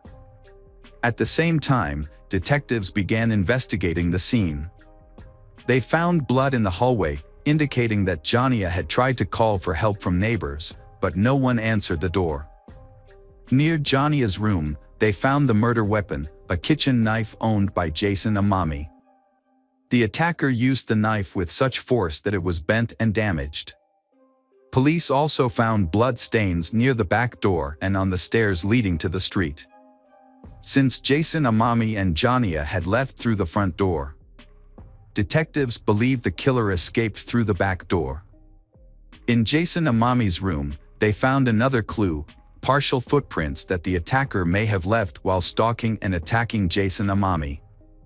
Because of the brutality of Jania's death, police suspected a personal motive behind the crime. Initially, detectives investigated Jania's boyfriend, even though he lived about 1,000 miles away in Knoxville. However, all of his friends and family said that Jania and her boyfriend had a wonderful relationship and that he had no reason to commit such a brutal act. He learned of Jania's death when her mother called at 10 a.m. to tell him. He said he fainted when he heard the news and it took him a long time to regain consciousness. Unable to do anything, he asked his neighbors to help him book a plane ticket and prepare his luggage. Investigators looked closely at Jason White's alibi and realized that he could not have made it to Knoxville and back in the morning by himself. So they eliminated him as a suspect and turned their attention to Jania's neighbor. This neighbor did not have a solid alibi and had been in the apartment with Jania, raising suspicions that he could be the culprit. Jania's friends and family also suspected this neighbor. Some believed that he could be the killer, while others accused him of fleeing the apartment, leaving Jania behind. The suspicions were so deep that the victim's parents did not even want him to attend her funeral. However, after Jason Amami was discharged from the hospital, investigators began questioning him. He stuck to his original story. He heard screaming, saw a strange man, and was attacked by him. After fighting off the attacker, Jason Amami ran to the front door and onto the street, seeking help from neighbors. He believed that Jania had also escaped from the apartment because he could not hear her screams. However, police had doubts about Jason Amami's story. What initially raised suspicions about Jason Amami were his injuries. 7 of the 8 were superficial, and the last wound to his right arm could have been self-defense or the result of an attack. Additionally, investigators found no signs of forced entry into the apartment, suggesting that the perpetrator may have been someone Johnny knew. Jason Amami claimed that he had taken out the trash through the back door that night but did not remember locking it. Detectives continued to press him, paying close attention to the door he used to exit the apartment onto the street. Jason Amami insisted that he had exited through the front door, but police suspected that he might be lying. If Jason Amami had indeed left through the front door, that would not have explained the presence of bloodstains near the back door, further raising suspicions against him. Police accused Jason Amami of using and selling illegal drugs, and of being aggressive when he could not satisfy his addiction. However, he denied all of these allegations. After hours of questioning at the police station, detectives suggested that Jason Amami take a polygraph test. Jason Amami agreed to take the test. The results showed that he gave false answers, which made detectives even more suspicious of him. However, detectives were still unable to charge him with murder due to a lack of concrete evidence. They had to wait for lab experts to complete testing on some of the evidence found in the apartment. They then discovered some key evidence, including 3 DNA samples on the murder knife, samples from Johnny, Jason Amami, and an unidentified man. The unidentified man's DNA was also found in Johnny's room, on the back door handle, and on the stairs the criminal used to escape to the street. They also found a fingerprint on the handle of the knife, but it did not match Jason Amami's fingerprint. These discoveries led the police to suspect that someone else had been in the apartment that night. However, when they ran the DNA sample against existing databases, they found no match. This complicated the case further, and detectives had to continue investigating to find the real killer. Investigators have ruled out Jason Amami as a suspect, but the public remains uncertain about his role in the incident. They believe that Jason Amami abandoned his friend and ran away instead of protecting her. However, it is worth noting that after the accident, Jason Amami began to suffer from post-traumatic stress disorder. A key finding was later revealed: the polygraph operator had misinterpreted the test results, and there was no indication that Jason Amami was lying.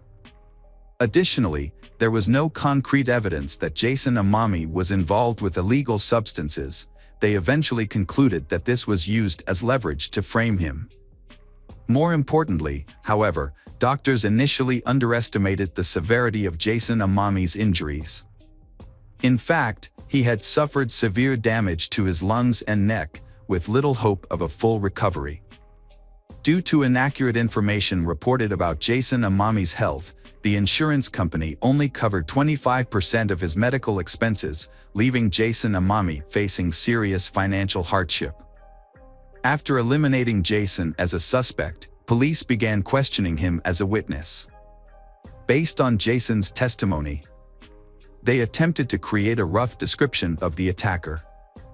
However, this was made more difficult by the fact that Jason could not see the attacker's face clearly.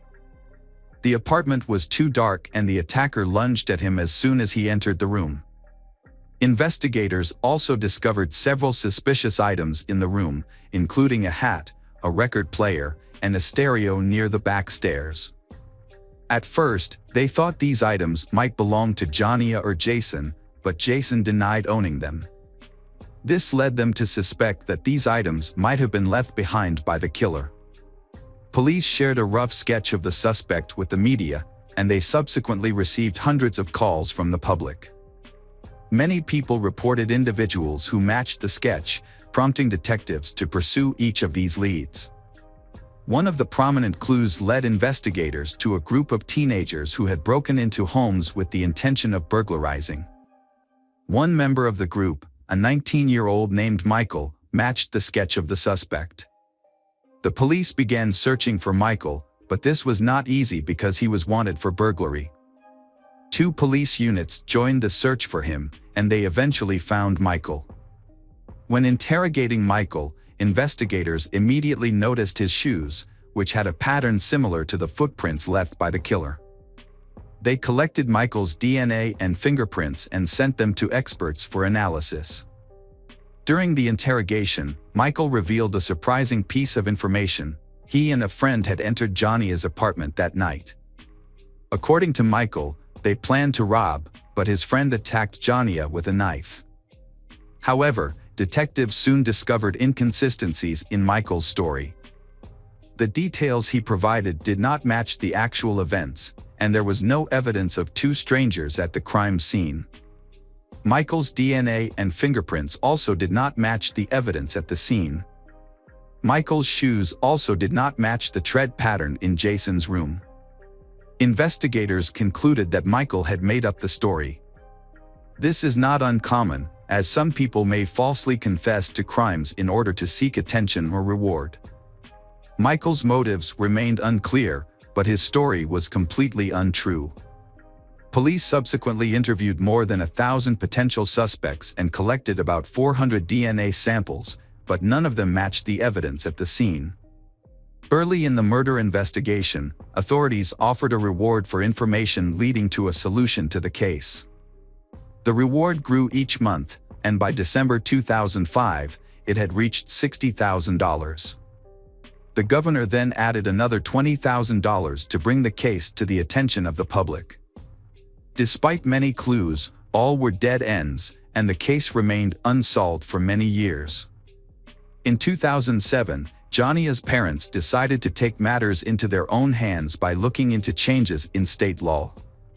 They noticed that the killer's fingerprints and DNA did not appear in any databases, which raised suspicions about his brutality. They assumed that the killer had a criminal record, so they investigated Tennessee law. Through their investigation, they discovered that, according to Tennessee law, fingerprints and DNA samples could only be collected from convicted criminals. So Johnny's parents expressed their desire to change this law. They played a key role in drafting a new law that required fingerprints and DNA samples to be collected from all people arrested for violent crimes. After gaining support from the government, the law was passed in May 2007. 2 months later, a breakthrough occurred. Police arrested 22-year-old Taylor Lee Olson for violating the terms of his probation. Olson had a criminal record, including theft, check forgery, and auto theft, and had been arrested several times. Surprisingly, however, police had never collected his fingerprints or DNA. Olson lived with his girlfriend and newborn daughter, but he continued to commit crimes. 5 months earlier, police had begun investigating Olson for his suspected involvement in the murder of Johnny. However, they had not been able to analyze his DNA at the time. But after Olson was arrested for violating his probation, police decided to question him about the details of the Johnny case. Olson eventually confessed to his role in the murder and voluntarily provided a DNA sample. The DNA test showed that Olson's sample matched the one found in the victim's apartment. Additionally, Olson's fingerprints matched the fingerprints on the murder weapon. Olson claimed that he intended to steal Johnny's car that night and entered the apartment through the back door to look for the keys. When he entered Johnny's room, she woke up and began screaming. In a panic, Olson grabbed a kitchen knife and attacked her multiple times. Olson insisted that he had no intention of killing anyone and that the incident was an unfortunate accident. Investigators were suspicious of some of the details and suspected that Taylor had planned to kill Johnny in advance. They believed that he may have been following Johnny for some time, which was supported by Johnny's friends reporting that someone was following her in a car at the time. Although there was no concrete evidence to prove this became more credible after Olson was arrested. When Olson's trial was scheduled to begin in mid-2008, he hired an attorney. His attorney advised him to withdraw his original confession, and Olson gave a new account to investigators. According to this new account, Olson claimed that he had entered Johnny's apartment with his friend, Noah Cox. When Olson entered Johnny's room to get his car keys, Johnny allegedly woke up, grabbed a knife, and stabbed Olson multiple times. Olson then fled through the back door while his friend entered Jania's room, disarmed Jania, and killed her. Taylor Olson's new story raised suspicions among police. They found no fingerprints or DNA of others at the crime scene, leading them to believe that no one else was involved. Detectives waited for the trial to begin, but it never did. On March 28, 2008, Taylor Olson committed suicide in his jail cell. Along with him, detectives found several suicide notes addressed to his family, Jania's relatives, and the police. In the letter to detectives, he accused his friend Noah Cox of being the real culprit and apologized to Jania's family and his family. However, detectives still believed that Olson was responsible for the murders. They questioned Noah several times but found no evidence implicating him. Jania's parents were also skeptical of Olson's final confession. They felt that if Olson was truly innocent, he would not have committed suicide. Olson had consistently maintained that he had entered the apartment alone for months after his initial confession. His sudden change in story to blame his friend raised further suspicions. Hello again, true crime fans. We've got another mysterious case to explore. The case of Annie Lee. Annie Lee was born on July 3, 1985, in San Jose, California, to Vivian Van Lee and Hogan Lee, Vietnamese immigrants. As an only child, Annie demonstrated exceptional intelligence and talent from an early age, consistently excelling in her studies and being considered the top student in her school. Annie's favorite subjects were chemistry and biology. Her teachers believed she had a bright future in science, with some even predicting she might one day win a Nobel Prize. Throughout her school years, Annie actively participated in scientific conferences, where her work garnered various awards and recognition.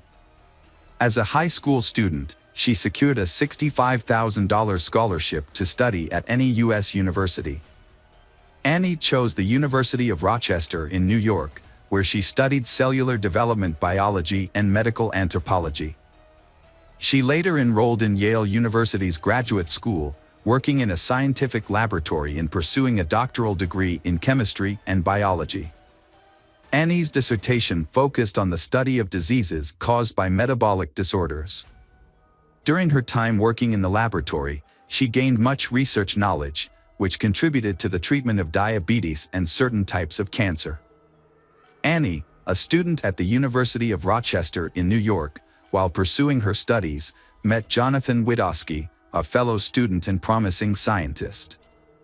The two quickly dating, and their parents were pleased with their relationship. After graduating, Annie moved to New Haven, Connecticut, to attend Yale, while Jonathan chose to pursue his studies at Columbia University in New York. Despite the distance, the couple maintained their romance, visiting each other every weekend and making plans for their future. In the summer of 2009, Jonathan proposed to Annie with a beautiful diamond ring, and she happily accepted. They set their wedding date for Sunday, September 13, 2009. Initially, they only shared the news with their parents and close friends, keeping their colleagues in the dark. It wasn't until a week before the wedding, on September 6, that Annie sent out emails to friends and colleagues, announcing their upcoming marriage and a wedding invitation. The day after, the news spread rapidly throughout the department and the lab where Annie worked, becoming the most discussed topic. Annie and her fiancé had planned a wedding ceremony on Long Island, followed by a honeymoon at a luxurious resort in Greece. A few months before she went missing, Annie had written an article for the university publication, where she cautioned students about potential dangers and provided safety tips for when they were off campus. However, despite being aware of the risks, Annie herself fell victim to an unexpected tragedy at her workplace. On Tuesday, September 8, Annie left her university dormitory, where she shared a room with 3 friends, and headed to the University Medical Center laboratory, where she worked. The laboratory building, located on Amistad Street, has restricted access and requires a pass and special key card for entry and movement within the premises. A CCTV camera at the entrance captured Annie entering the building around 10 o'clock that morning. She went to her office, changed her clothes, stored her personal belongings, put on a medical coat, locked the door, and proceeded to the biolab. However, Annie never returned to her office that day and seemed to vanish in the corridors. Unfortunately, no one ever saw her alive again. On the evening Annie went missing, her dormitory neighbors were the first to discover the incident. They had grown accustomed to Annie's punctual nature, as she usually returned home at the same time every day. However, as midnight approached and she failed to return, her friends began to worry. Their concerns deepened when they were unable to reach Annie on her phone. Deciding to take action, they reported her disappearance to the police. Upon investigation, it was discovered that Annie's parents and fiancé had also been unable to contact her that night. Initially, they had assumed she was working late due to her heavy workload and would call them back when she was available. When the police arrived, they weren't too worried. They had heard what had happened and assumed that Annie was nervous before the wedding and needed time to calm down. However, their opinion quickly changed after examining Annie's office and reviewing the CCTV footage. They also tracked her movements within the building using her key card. The evidence revealed that Annie had entered the building in the morning but never exited.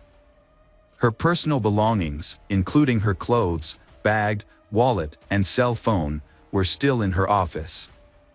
Despite an extensive search, no sign of Annie was found, leaving behind only the unsettling feeling that she had vanished into thin. The disappearance of Annie Lee, a graduate student, led to an extensive investigation by the Federal Bureau of Investigation.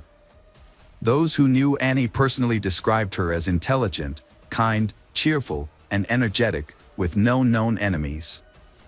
Her family and fiancé anxiously waited for news, hope she will return safely. However, detectives were less optimistic, concluding that it was likely she was no longer alive. The laboratory building, crime scene, was placed under guard, and the list of suspects was narrowed down to staff and students with authorized access. The university atmosphere was tense, because everyone realized that the killer might be somewhere nearby. Annie's fiancé, Jonathan, who had flown in from another state, was questioned but had a solid alibi. Despite this, he was visibly shaken and on the verge of a nervous breakdown, deeply concerned about Annie's disappearance. Among the suspects, one is Annie's teacher. On the day she disappeared, he canceled his lectures for unknown reasons and had no alibi. Although his was initially questioned, after the police still believed the perpetrator was likely someone from Yale University's laboratory, either a student, faculty member, or staff. A disturbing detect was found on September 12, providing the first evidence that Annie was no longer alive. A medical coat stained with blood was discovered hidden behind a false ceiling in an auxiliary room of a building. The coat did not belong to Annie, but further examination revealed that the blood on it was indeed hers. On September 13, the body Annie was found in a narrow pipeline on the technical floor of the laboratory. The day she was supposed to get married and leave for her honeymoon in Greece. Her petite stature and fragile build made it easier for her killer to stuff her body into the small space. A service dog's keen sense of smell helped the police locate Annie's body. The location where her body was hidden suggested that the killer was familiar with the laboratory's layout. It was a spot that was hard to access, making it a clever yet sinister choice for concealing the crime. Annie's body showed severe signs of trauma. Most of her ribs were broken, her limbs were damaged, and several teeth were knocked out. However, according to the pathologists, the cause of death was mechanical asphyxia, which meant that Annie was severely beaten and then strangled. A further examination revealed that Annie's clothes had traces of seminal fluid. But it was concluded that she had not been raped. A few days before Annie's body was discovered, police attention was initially drawn to Raymond J. Clark III, a young laboratory technician. Raymond claimed to have seen Annie leave the building without her belongings, implying she intended to return. However, his testimony aroused suspicion from the police. Following the discovery of Annie's body, Raymond became the primary suspect. They collected DNA samples from Raymond and asked him not to leave the country until the investigation was completed. On September 17, Raymond was arrested. Forensic examination results showed that his semen was found on Annie's clothes. And his robe, stained with Annie's blood, was discovered hidden in the suspended ceiling. Additionally, Raymond had suspicious bruises on his body, suggesting that Annie had fiercely defended herself before her death. Despite the incriminating evidence, Raymond denied any involvement in the crime. Further investigation showed that Raymond was a very hot-tempered person, easily angered and often had workplace conflicts. He frequently engaged in verbal altercations with colleagues and had a reputation for being cruel, having physically abused women he had relationships with in the past. Raymond did not excel academically, but he stood out as a promising athlete in school. He is known for his handsome looks and has a strong appeal to women. However, he was unable to get into university due to poor grades. Fortunately, with the help of some relatives, Raymond secured a job at a laboratory, starting as a janitor and eventually working his way up to become a technician. During this time, Raymond was in a relationship with a woman named Jessica Del Rocco. However, their relationship was tumultuous, and Jessica later testified against Raymond in court.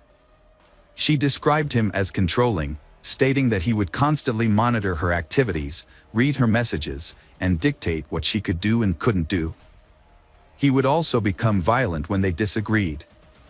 And Jessica claimed that he would physically abuse her. After one particularly brutal incident, Jessica fled from Raymond. She temporarily relocated to another state to escape his abuse. Then Raymond had been in a relationship with Jennifer Radko, a Yale University student, for the past year.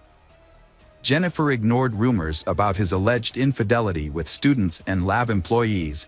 She accepted his marriage proposal, and they proceeding with wedding preparations. The motive behind the murder remains unclear, even after he fully admitted his guilt.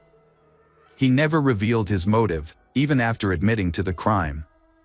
Initially, it was thought that the murder was related to a workplace conflict. Annie was conducting experiments on laboratory mice to study the effectiveness of enzymes in treating cancer, diabetes, and other diseases. Raymond, who considered the laboratory his domain, was in charge of the mice. Two theories emerged about the incident leading to the murder. The first theory suggests that Raymond might have had a conflict with Annie.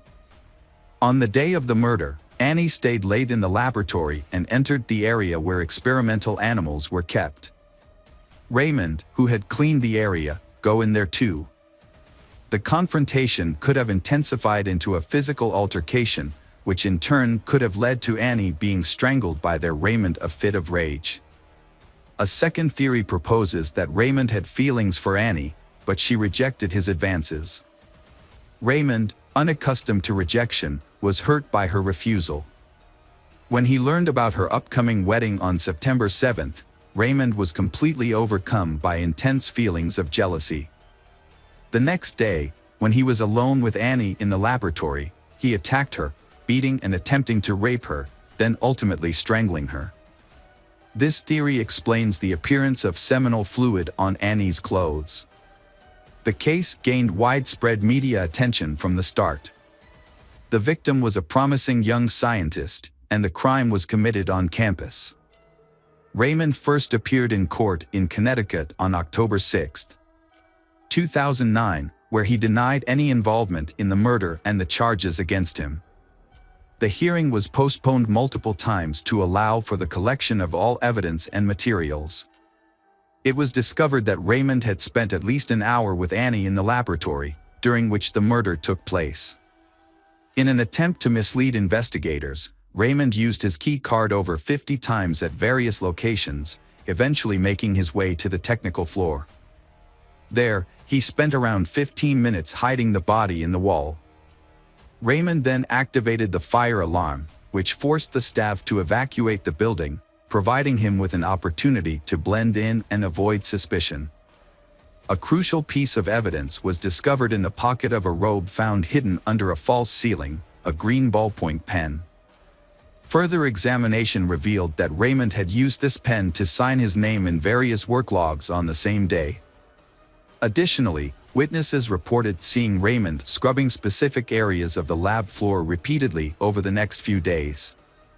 Despite the floor appearing clean, he also disposed of the cleaning equipment and a pack of tissues with small brown stains, resembling blood splatters, in a trash can. Forensic analysis later confirmed that the tissues contained Annie's blood, indicating that Romand had made a thorough attempt to eliminate any evidence. In February 2011, Clark agreed to a plea deal in exchange for a reduced sentence. At the court hearing on March 17, 2011, he pleaded guilty to murder and attempted rape and apologized to Tanny's parents and fiancé. However, Romand never revealed the details of the incident leading up to the murder or his motivation for the crime. As a result, he was sentenced to 44 years in prison. Romand is currently serving his sentence at the Cheshire Correctional Institution in New Haven County, Connecticut, and will not be eligible for release until September 2053. The parents and fiancé of Annie have expressed that they find the given sentence to be fair. At the sentencing, Annie's mother delivered a heartfelt speech. With tears in her eyes, she expressed that she would never get the opportunity to hold her daughter again, witness her marriage, hear her laughter, or enjoy the presence of her grandchildren. She said goodbye to her child, whom she cherished as the greatest gift from God. Hello again, true crime fans, we've got another mysterious case to explore. The case of Polly Klaas. Polly Klaas was born on January 3, 1981, in Fairfax, California. She lived with her parents, Mark and Eva, and her younger sister Annie. When Polly was very young, her parents divorced. Afterwards, Polly, her younger sister, and their mother moved to Petaluma, California. Mark has started a new relationship after he and Eva divorced, and Polly gets along well with her father's new partner. After her parents got divorced, Polly made a conscious effort to maintain a good relationship with both her mother and father, helping to keep the peace within the family. As a child, Polly was described as quiet and innocent. Although she had few friends and was generally shy, she excelled in theater. Polly actively participated in school plays, community musicals, and often secured lead roles. Her passion for theater fueled her dream of becoming a talented actress in the musical theater field. Besides, Polly also enjoys having sleepovers at friends' houses or inviting them to her house. These sleepovers are usually with her close group of friends.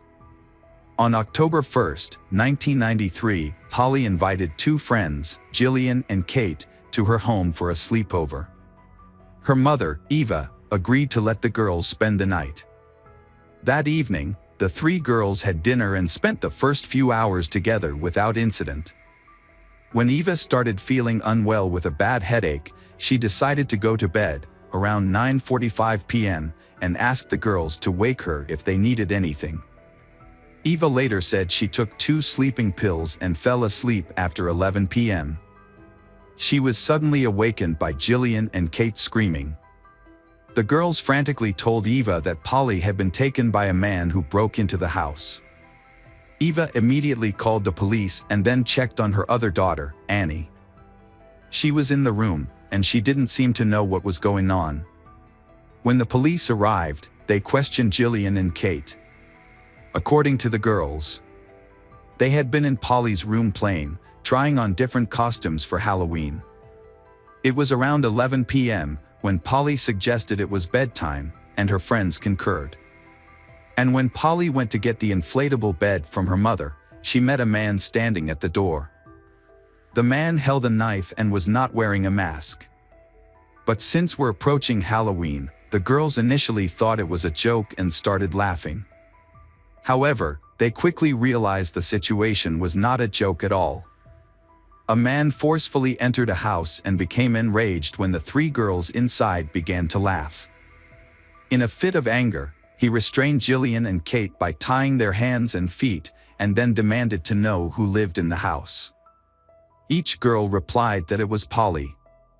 The man then proceeded to cover Jillian and Kate's heads with pillowcases and instructed them to count to 1,000. He told them that he would temporarily take Polly away, but promised to return her shortly. However, once Jillian and Kate realized the man had left the house, they tried to free themselves, which took approximately half an hour.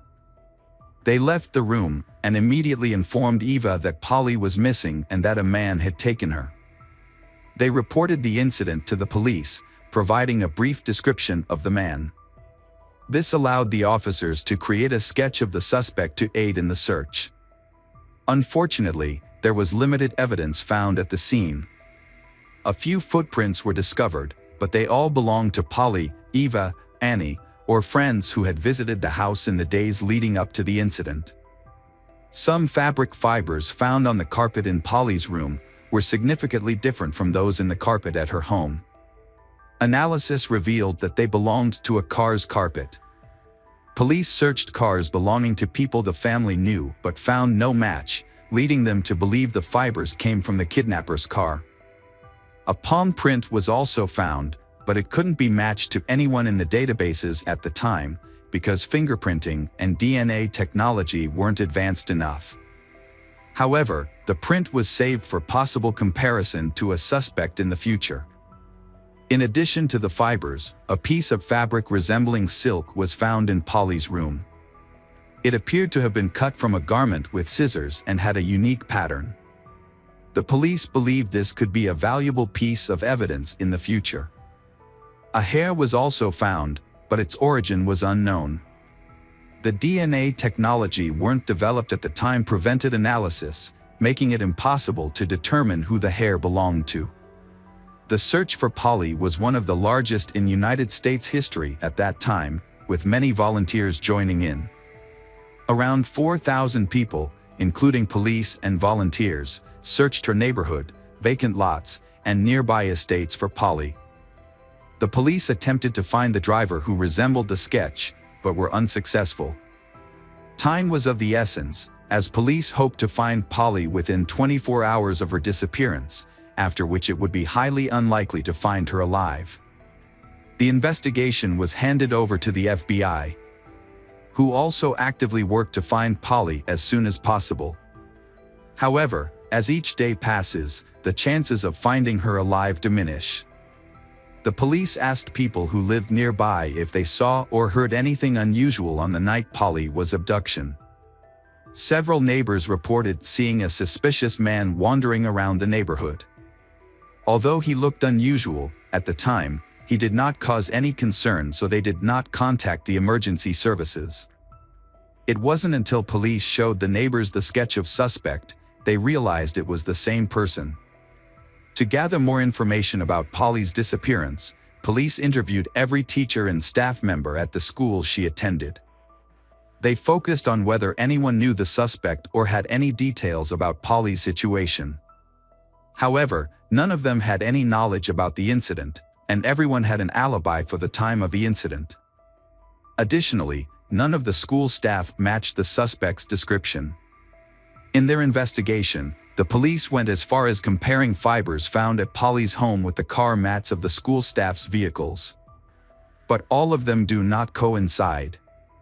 With each passing day, the sense of desperation among the family, the authorities, and the public grew. They feared that the kidnapper posed a threat to society. This added to the urgency for the police to solve the case. A $200,000 reward was offered for any information that could help locate Polly. The reward was sponsored by actress Winona Ryder, who also held a press conference calling on the public to pray for Polly's safe return.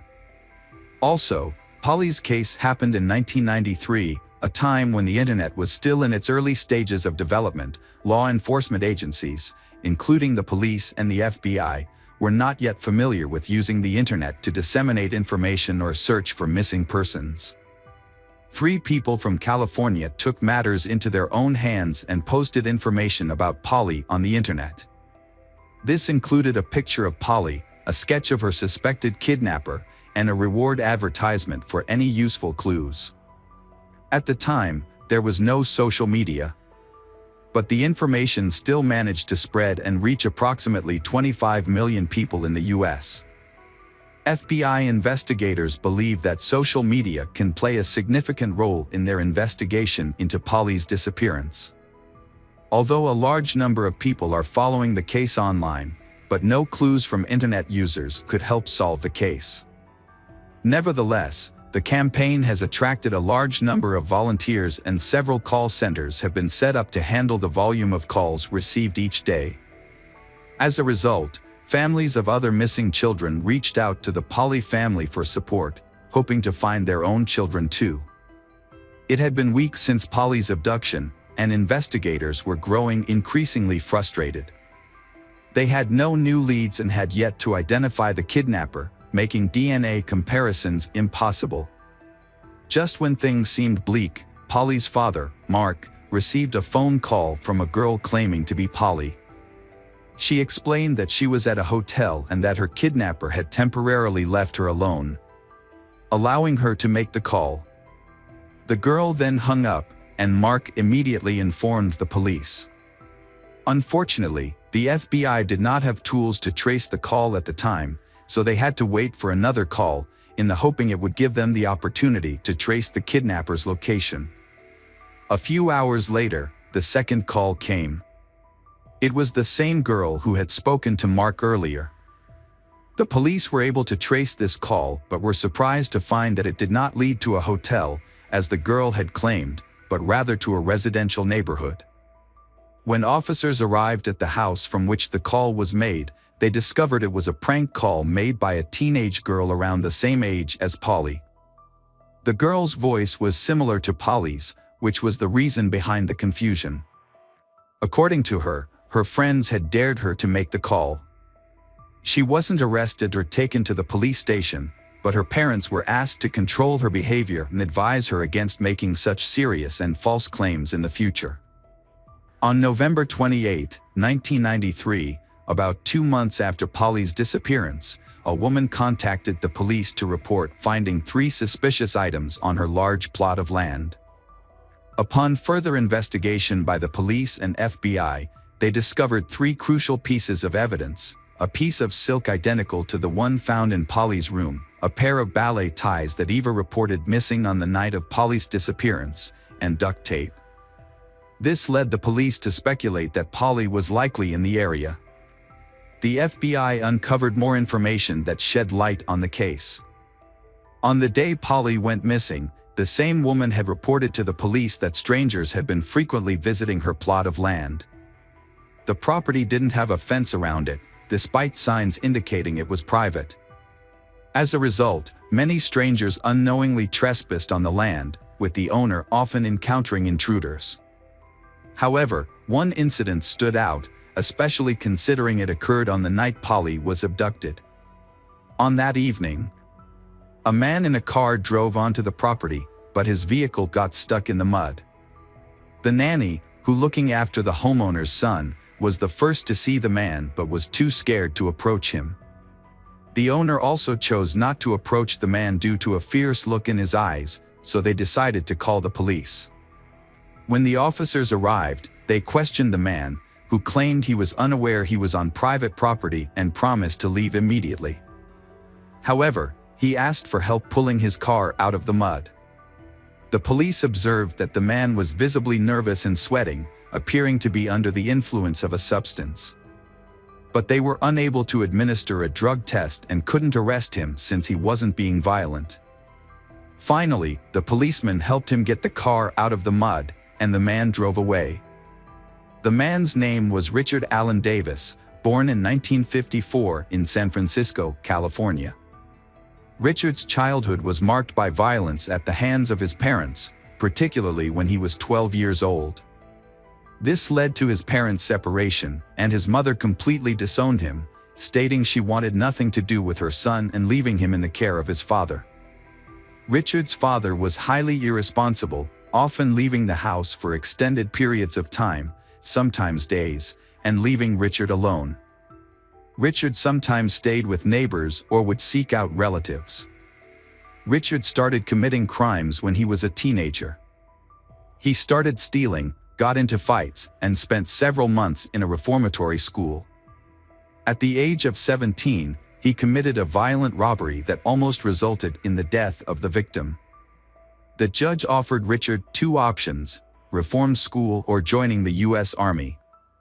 Richard chose to join the Army, but he was unable to maintain good behavior. As a result, he was dishonorably discharged after serving for less than 2 years. When Richard was approximately 20 years old, he was convicted of robbery, kidnapping, and received a 15-year sentence. However, due to good behavior, he was paroled after serving just 1 year. During that time, Richard was haunted by another charge.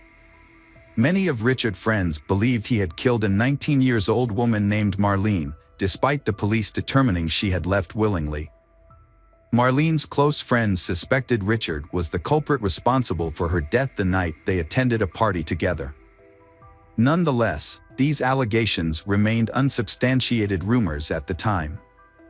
Richard was in financial trouble, and as such, he did not have a permanent home, leaving it unknown where he actually lived. The police issued an internal warning to officers, advising them to exercise extreme caution when interacting with him. Fearing Richard might flee California or even the United States, the authorities chose not to share any information with the media. Richard was ultimately arrested on November 13, 1993. He was driving under the influence and was stopped by a police officer. A breathalyzer test was administered, which Richard failed. Richard matching the suspect's description in the Polly Klaas kidnapping case. The police carefully approached Richard and arrested him for violating his probation due to he had violated his alcohol level while driving. However, the real reason for the arrest was the kidnapping. At the police station, Richard's true identity was revealed, and he was informed that he was under arrest in connection with the Polly Klaas kidnapping case. During the interrogation, Richard initially denied the charges but ultimately confessed to the crime. Further evidence, including a palm print matching the one found at the scene and fabric fibers from his car's carpet matching those found Polly's house, supported Richard's guilt. When questioned, Polly Klaas' friends identified Richard as the kidnapper. Moreover, an identical piece of fabric was found in Richard's car and on piece of land of the woman who had called the police, providing additional evidence against him. The suspect eventually admitted to the crime after much evidence pointed to his guilt. Richard claimed that on the day of the incident, he had been using legal substances with friends and was not feeling well. Despite this, he decided to commit a burglary and drove to a neighborhood where he spotted a house with an open window. He climbed in through the window, searching for valuables, and was about to leave when he encountered Polly. She was extremely frightened, and Richard made the decision to abduct her. He put Polly in the back seat of his car and drove to a secluded area, where he sexually assaulted her. After this, he got back in the driver's seat and continued driving. Eventually, Richard's car got stuck in the mud on private property, where a woman and her babysitter saw him with Polly in the back seat. The police arrived to help him, pulling the car out of the mud. Tragically, after they assisted him, Richard drove away and strangled Polly to death. He later revealed to the police the location of her body and them to begin a search. On December 4, 1993, approximately 2 months after Polly Klaas's disappearance, her body was discovered in a grave by the side of a highway, which was dug by Richard. A forensic examination was conducted and confirmed that the cause of Polly's death was strangulation, which was consistent with Richard's previous statements. The estimated date of death was roughly consistent with the day she went missing.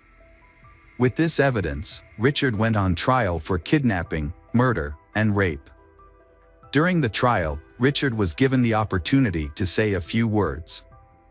In his statement, he apologized to Polly's family but also made the shocking accusation that her father had been sexually abusing her. According to Richard, Polly told him that her father's actions towards her were something Richard should not have done to her. This accusation angered Polly's father to the point that he became violent and was restrained by several people in the courtroom to prevent him from attacking Richard. Everyone was shocked by Richard's words, mainly because he showed no remorse for his statement, and many suspected that Polly's father had abused her. Despite no evidence to prove it, Richard was found guilty of Polly Klaas kidnapping and murder on June 18, 1996, subsequently received a death sentence in August. He attempted to appeal but was unsuccessful. In 2006, Richard was found unresponsive in his cell after overdosing on pills, but was revived and returned to prison. Richard's lawyer made an unsuccessful attempt to appeal the conviction to the Supreme Court in 2009. The Supreme Court upheld Richard's death sentence, with his attorney indicating plans to file further appeals. These ongoing appeals have led to a prolonged stay on death row. It is anticipated that once the appeals process concludes, the execution will proceed.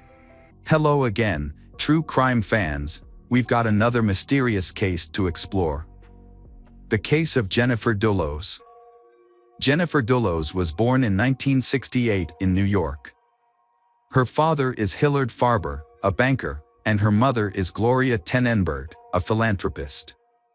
Jennifer has an older sister, Melissa Irene Farber. Jennifer graduated from Brown University in 1990 and later earned a master's degree in creative writing from New York University's Tisch School of the Arts. Jennifer is married to Fotis and they have 5 children together, all named after Greek Orthodox saints, 3 sons, Petros, Theodore, and Constantine, and 2 daughters, Christiane and Cleopatra. Jennifer and Fotis were married for 13 years before ending their marriage in 2017. After that, Jennifer began to feel afraid of her ex-husband. Which makes us wonder, who is Fotis and what changed him? Fotis Dulos was born on August 6, 1967, in Turkey. He grew up in Athens, Greece, and moved to the United States in 1986. He attended Brown University, graduating in 1989. Fotis then went on to earn a master's degree in finance from Columbia Business School. Fotis met his first wife, Hilary Vanessa Alama, at Brown University and married her in Athens in 2000. After their divorce in 2004, he moved to Connecticut and married Jennifer a month later, despite having known her since he was married to Hilary. They moved to Farmington and had 5 children. The marriage of Jennifer and Fotis began to crumble in 2012 and completely collapsed in 2017. Jennifer shared her marital struggles in a blog post in March 2012. She expressed her wish to be stronger to face conflicts without fear. In 2017, Jennifer decided to file for divorce. The reason was that Fotis had an affair with Michelle Troconis, a Venezuelan colleague. Jennifer also requested custody of the 5 children, but the court only granted joint custody. Jennifer feared for her safety and that of her children. She accused Fotis of unsafe behavior, bullying, intimidation, and excessive control. She recounted an incident with Fotis on June 3, 2017. When Fotis learned that she had made plans for the children on Saturday morning, he became angry and lost control. Jennifer said Fotis became angry and agitated, causing her to run upstairs to get away from him. However, Fotis chased her upstairs. Despite Jennifer locking and bolting the door, Fotis continued to verbally and physically abuse and threaten her, leaving her feeling trapped and helpless. Jennifer felt unsafe around her husband. When she decided to file for divorce, the situation became even more dangerous. In an interview, Jennifer shared that she was very afraid of Fotis. She realized that her desire for a divorce had deeply angered Fotis, and she feared that he might retaliate by causing her harm. Jennifer revealed that when she filed for divorce in May 2017, Fotis threatened to kidnap and harm their children if she did not accept his divorce terms. Fotis even purchased a gun that year. In 2018, Jennifer filed for emergency custody of the children. During the trial, the court found that Fotis had violated multiple court orders. Finally, Jennifer was awarded primary custody of the children. Fotis was only allowed supervised visits and phone calls were monitored. Jennifer and the children moved to a rented house in New Canaan, 70 miles from Fotis's home. Fotis was devastated by Jennifer's allegations. In an email to her in 2017, he expressed concern for the children's well-being. He realized that the children needed both parents, not just one. Fotis pleaded with Jennifer to reconsider their marriage for the sake of the children. He even suggested that they could live as partners and learn to accept each other. While denying Jennifer's allegations, Fotis counterclaimed that she had turned the children against him. He claimed that Jennifer called him a psychopath and told the children that he did not care about them. Fotis also claimed that Jennifer bragged about dragging out the divorce for 2 years so she could hire the mafia to break his legs. Fotis denied threatening to kidnap his child and explained that he bought the gun to protect his home. However, Fotis's argument not be credible given the events that followed. Jennifer was last seen at around 8:05 a.m. on May 24, 2019, after dropping her child off at school in New Canaan. She had 2 doctor's appointments in New York at 11 a.m. and 1 p.m. When Jennifer failed to show up for these appointments, which she never missed, her friends reported her missing to the police. Lauren Almeida, Jennifer's live-in nanny, also noticed something unusual. When she arrived at Jennifer's apartment at 11:30 a.m., she found the Range Rover in the garage, while Jennifer's Chevrolet Suburban was missing. However, Lauren did not notify the police until 7 p.m. Jennifer's prolonged and unusual absence, along with her failure to notify anyone of her departure, raised serious concerns for her safety. After receiving disturbing reports, the police investigated and searched Jennifer's New Canaan home. The results of the search shocked everyone who cared about Jennifer. They found blood stains in the garage, on the walls, on the doors, and on the outside of the Range Rover. Inside the home, there were scattered blood stains in the kitchen, and most notably, blood from both Jennifer and her husband, Fotis. This discovery raised suspicions that Fotis may have murdered his wife. The police investigation found that Fotis was present at Jennifer's home on the day she went missing. Police found bicycle tracks around the house, indicating that Fotis had arrived there on a bicycle.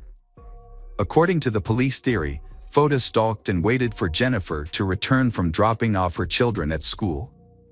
He then brutally murdered her, cleaned up the scene, and destroyed the evidence. A neighbor's security camera recorded a Chevrolet Suburban leaving Jennifer's home at 10:25 a.m. Police believe Fotis was the driver of the vehicle.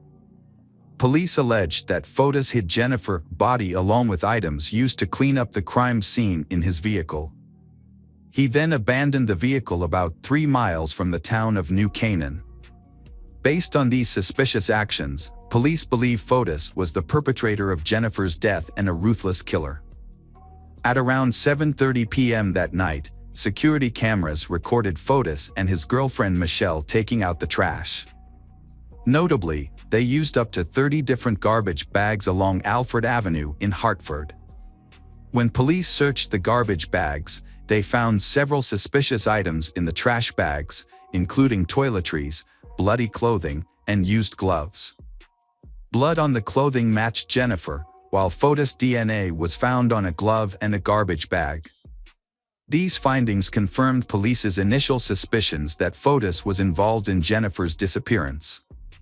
The case of Fotis murdering his wife was shocking, but what was even more shocking was the involvement of his girlfriend, Michelle Triconis. Michelle, a Venezuelan woman, had many roles in her life: mother, equestrian athlete, and former ESPN reporter in South America. However, no one expected her to become an accomplice in a murder. Michelle began a relationship with Fotis while he was still married to Jennifer, contributing to the breakdown of their marriage. After Jennifer went missing, the police questioned Michelle. When asked about her whereabouts on the day Jennifer disappeared, Michelle said she had lunch with Fotis and then went with him to one of Fotis' properties to clean up in preparation for a meeting with a client. However, the police suspected that this cleaning was actually to erase traces related to Jennifer's death. On the morning of May 24, 2019, Fotis stole a Toyota Tacoma truck from an employee and drove it to New Canaan, Connecticut. A school bus camera captured the truck traveling at high speed toward Wavani Park at 7:05 a.m. Jennifer's Chevrolet Suburban was later found in the park. Police found a bicycle tire in the trunk of the truck, supporting the theory that Fotis rode his bicycle approximately 3 miles from Wavani Park to Jennifer's New Canaan home. Police believe Fotis arrived at Jennifer's home before she left. When Jennifer arrived at the garage, Fotis attacked her. He then covered up the evidence. Fotis put Jennifer's body in her Chevrolet Suburban and drove to Wavani Park, where he transferred Jennifer's body to his truck. Despite Fotis's efforts to cover up his tracks, he left behind 2 key pieces of evidence at his new home in Canaan: his DNA on the doorknob and a mixture of his and Jennifer's blood on the kitchen faucet. Police believe Fotis spent hours cleaning the house. This was reinforced by neighbor surveillance footage that showed Jennifer's Chevrolet Suburban leaving the house around 11 p.m. Police were even more convinced of Fotis's guilt when he acted suspiciously 5 days after his wife's disappearance. Fotis drove away again in the truck without permission. This time, his destination confirmed police's suspicions. He drove straight to a local car wash and detail shop. Surveillance video captured a black SUV driven by Michelle following the truck. In the video, Fotis is seen stopping at a car wash, then getting into Michelle's SUV. Police suspect their intent was to remove evidence from the vehicle. However, this attempt failed when Jennifer's DNA was discovered by police on the passenger seat of the truck. Fotis became the prime suspect in Jennifer's disappearance due to the substantial evidence against him. On June 7, 2020, Fotis was arrested and charged with murder and kidnapping in connection with Jennifer's case. This was the first time he had been charged with these crimes, although the incident had occurred earlier. Fotis and Michelle were arrested on June 1, 2019, at a hotel in Anson, Connecticut. However, they were only charged with obstructing prosecution and tampering with evidence, not murder. This is because at the time, the police did not have enough evidence to charge them with the murder. While many may think that Fotis should have been arrested earlier on more serious charges, this only happened after the police gathered more evidence. Both Fotis and Michelle pleaded not guilty. Fotis hired attorney Norm Pattis to defend him. Norm was convinced that Jennifer was dead. Initially, Fotis and Michelle were released. However, in September 2019, they were arrested again on charges of tampering with evidence and obstructing justice. In October 2019, Fotis appeared in court to contest the charges against him. The judge said he would carefully review the case, listening to arguments from both the prosecution and the defense. During this time, Jennifer and Fotis's 5 children lived with their grandmother. The children's grandmother was granted temporary custody by the court. In January 2020, Fotis was arrested and charged with murdering his ex-wife in a Waterloo courtroom. At the same time, his girlfriend, Michelle, was also arrested for attempted murder. After his arrest, Michelle distanced herself from Fotis. In an interview, she admitted that she had made a big mistake in trusting Fotis. Before the incident, Michelle reportedly moved out of Fotis' $5 million home in Farmington with her daughter. Kent Douglas Mawhinney, a former lawyer and friend of Fotis, was also arrested and charged with attempted murder. police aggressively arrested him. They believe Kent helped Fotis and Michelle create an alibi for the morning of Jennifer's disappearance. During the same period, Kent also faced charges of rape against his wife. He was divorced from his wife, and the situation became even more tense after he was arrested in connection with Jennifer's case. Kent's wife felt her life was in serious danger. Kent's wife reported to the South Windsor Police Department that her husband was plotting to kill her with the help of Fotis. During the investigation, police discovered that Kent was a member of the East Granby Gun Club, a local hunting group. Police were notified that a human grave had been found on land associated with the club. After searching the property, police made a suspicious discovery: a shallow grave on the secluded property. Police found 2 bags of lime and a blue tarp in the grave, but no body. They suspect that someone had dug up the grave. Although the suspects have been arrested, Jennifer's body has not been found. Her family is devastated. Although justice is imminent for their daughter, they acknowledge that arresting Jennifer's killer will not bring her back, so the family's grief will never be completely gone. Fotis was set on $6 million bail on January 8, 2020. He was released the following day, but is due back in court on February 8, 2020. Michelle was also released on bail. Kent was initially set on $2 million bail, but it was later reduced to more than $200,000. He was released on bail on October 19, 2020. After Fotis's heinous acts began to be discovered, he became extremely fearful. On January 28, 2020, Fotis failed to appear at an emergency hearing, prompting the judge to issue a warrant for his arrest.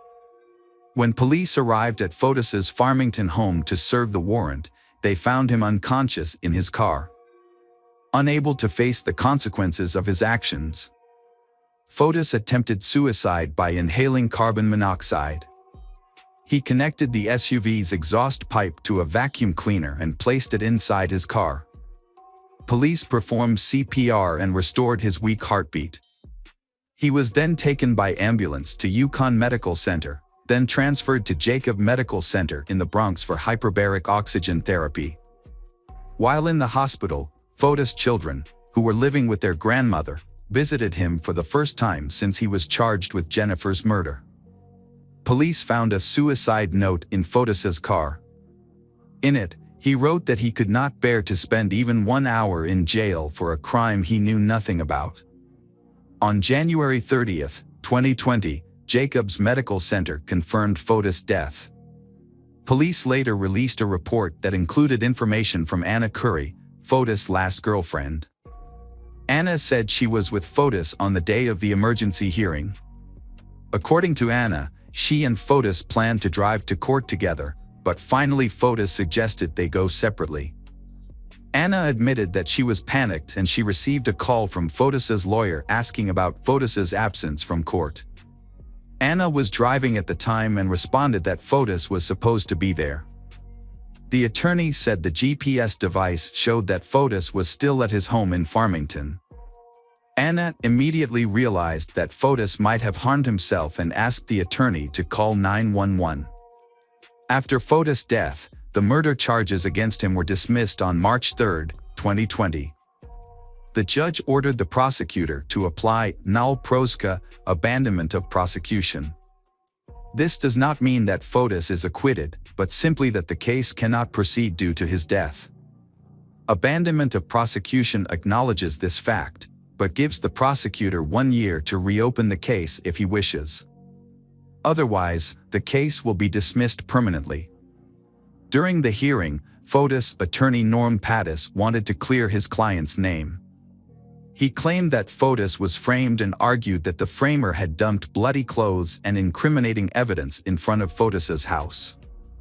Norm explained that if Fotis was the perpetrator, he would not have accidentally dumped these items, leading to the police discovering them on surveillance cameras.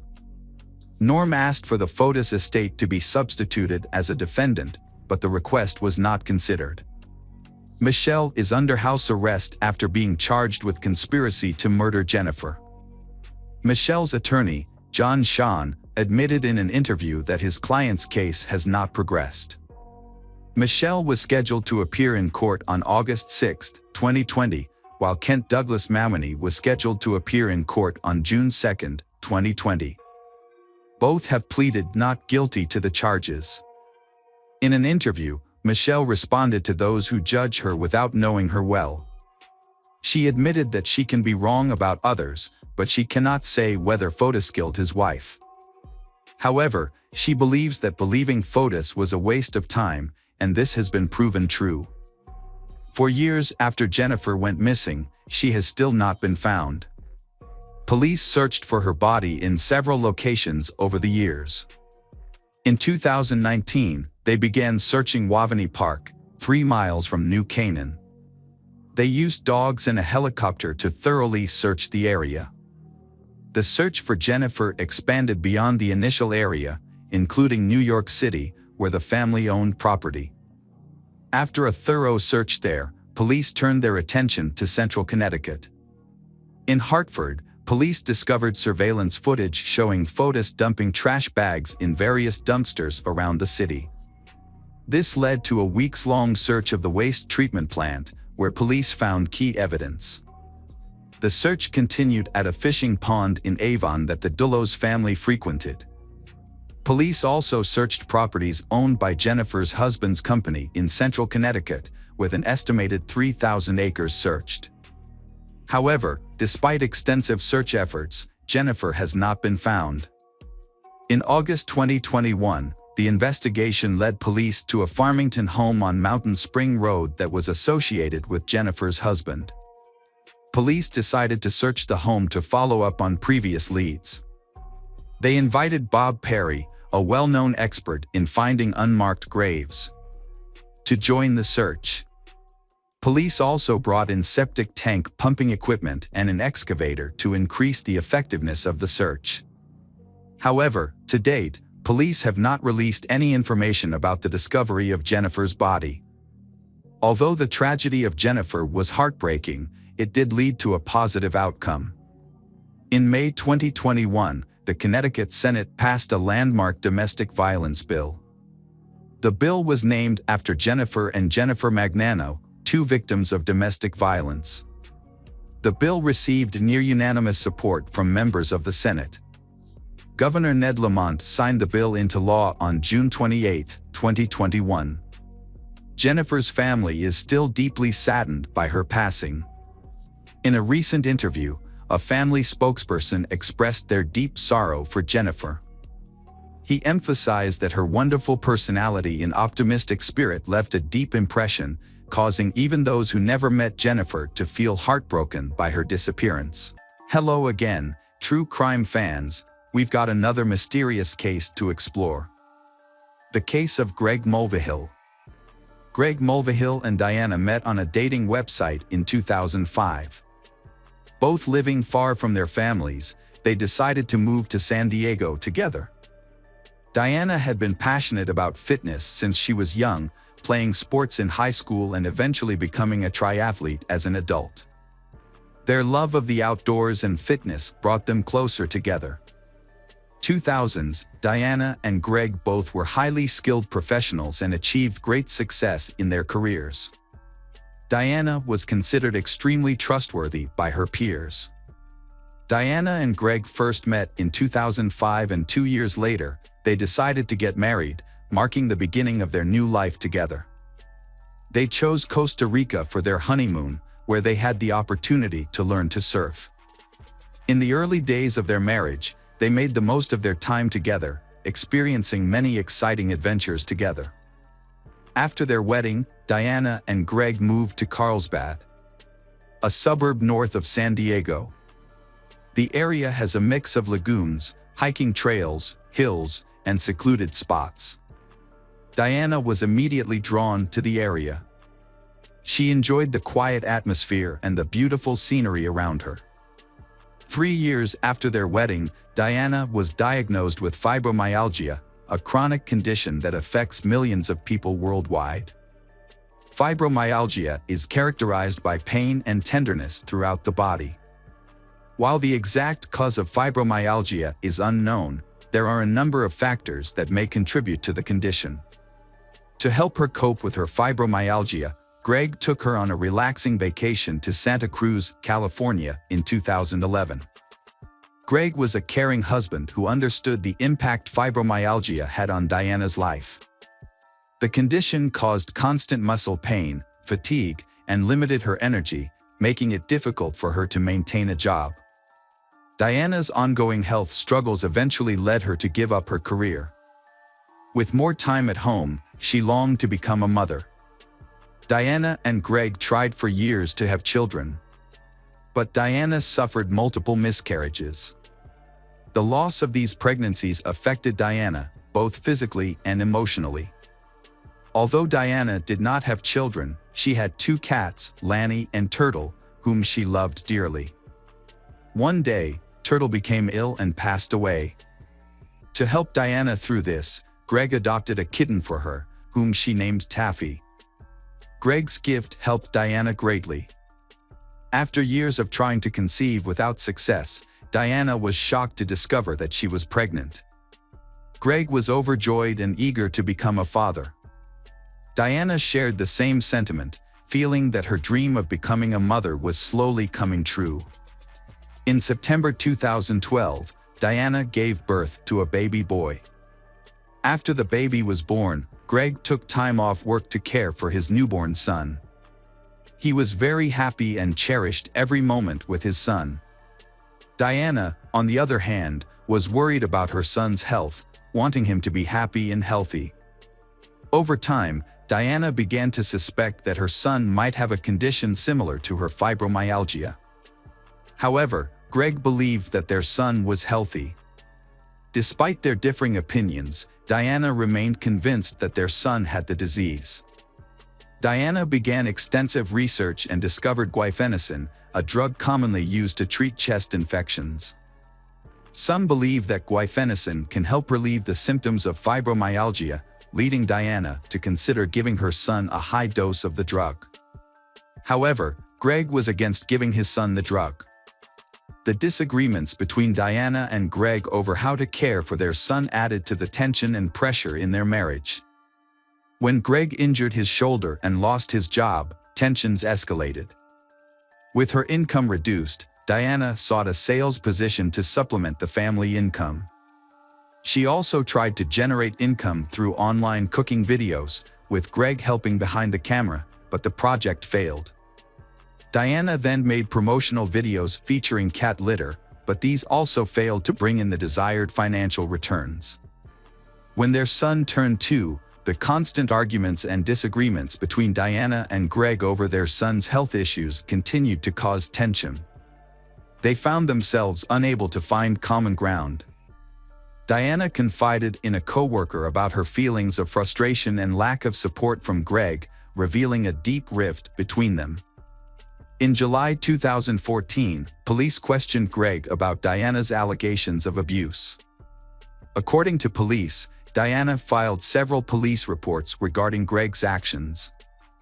As a result of these accusations, Greg was evicted from the home, while Diana and their son were allowed to stay.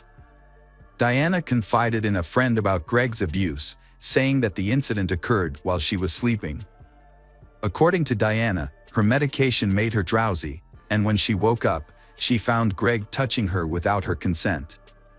Additionally, Diana accused Greg of sexually abusing their son.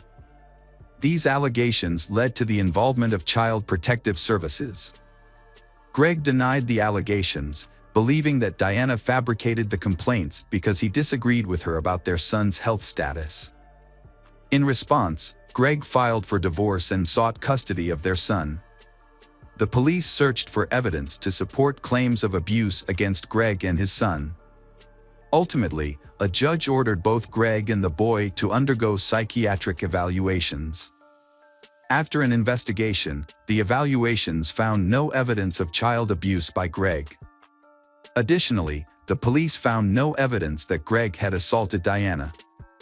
As a result, the charges against Greg were dropped and he was given custody of their son, a decision that upset Diana. In a subsequent settlement, Diana agreed to live in their home and compensate Greg for his share of the property. On September 1, 2016, the Carlsbad Police Department received a call from Jason Kovac, a close friend of Greg's. Jason reported that Greg had been shot multiple times and was losing a lot of blood. At the time Jason called 911, a Carlsbad police patrol officer was nearby. When they arrived, the officer found Jason and Greg on the side of the road. Jason explained to the officer that the shooting had occurred about a half-mile away from their current location. The officer quickly realized that waiting for an ambulance would put Greg's life in greater danger. In order to get Greg to the emergency room as soon as possible, the officer placed Greg in the back of his car and took him to the hospital. Meanwhile, just minutes later the officer had surrounded the area and began searching for the shooter. Despite their best efforts, they were unable to locate the shooter. At the hospital, doctors immediately rushed Greg into emergency surgery, where they discovered he had a gunshot wound to the chest. Greg survived the surgery. However, he was placed on life support and was expected to regain consciousness on his own. The police spoke to Jason about the incident. Jason, willing to share what he knew, explained that Greg had called the night of the incident. He told Jason that he had received a call from a private investigator who said to have important information for his upcoming divorce and custody battle with Diana. The anonymous inspector provided a specific time and place to meet. Initially unsure about the phone call, Greg's curiosity eventually won out. Greg then asked Jason to come to the agreed location with him.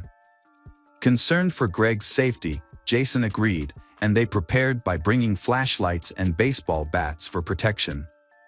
Greg and Jason arrived at the remote location indicated by the mysterious caller, but the darkness made it difficult to see. There were no street lights, making it extremely dark. The caller informed Greg that the package containing the documents would be attached to a large utility pole. Upon discovering the package, Greg approached the pole while holding a flashlight, slowly scanning the surrounding area with the light. Jason noticed that Greg's flashlight suddenly focused on something in the bushes. Greg immediately yelled, "Gun!" A gunshot rang out, causing Greg and Jason to quickly flee the scene.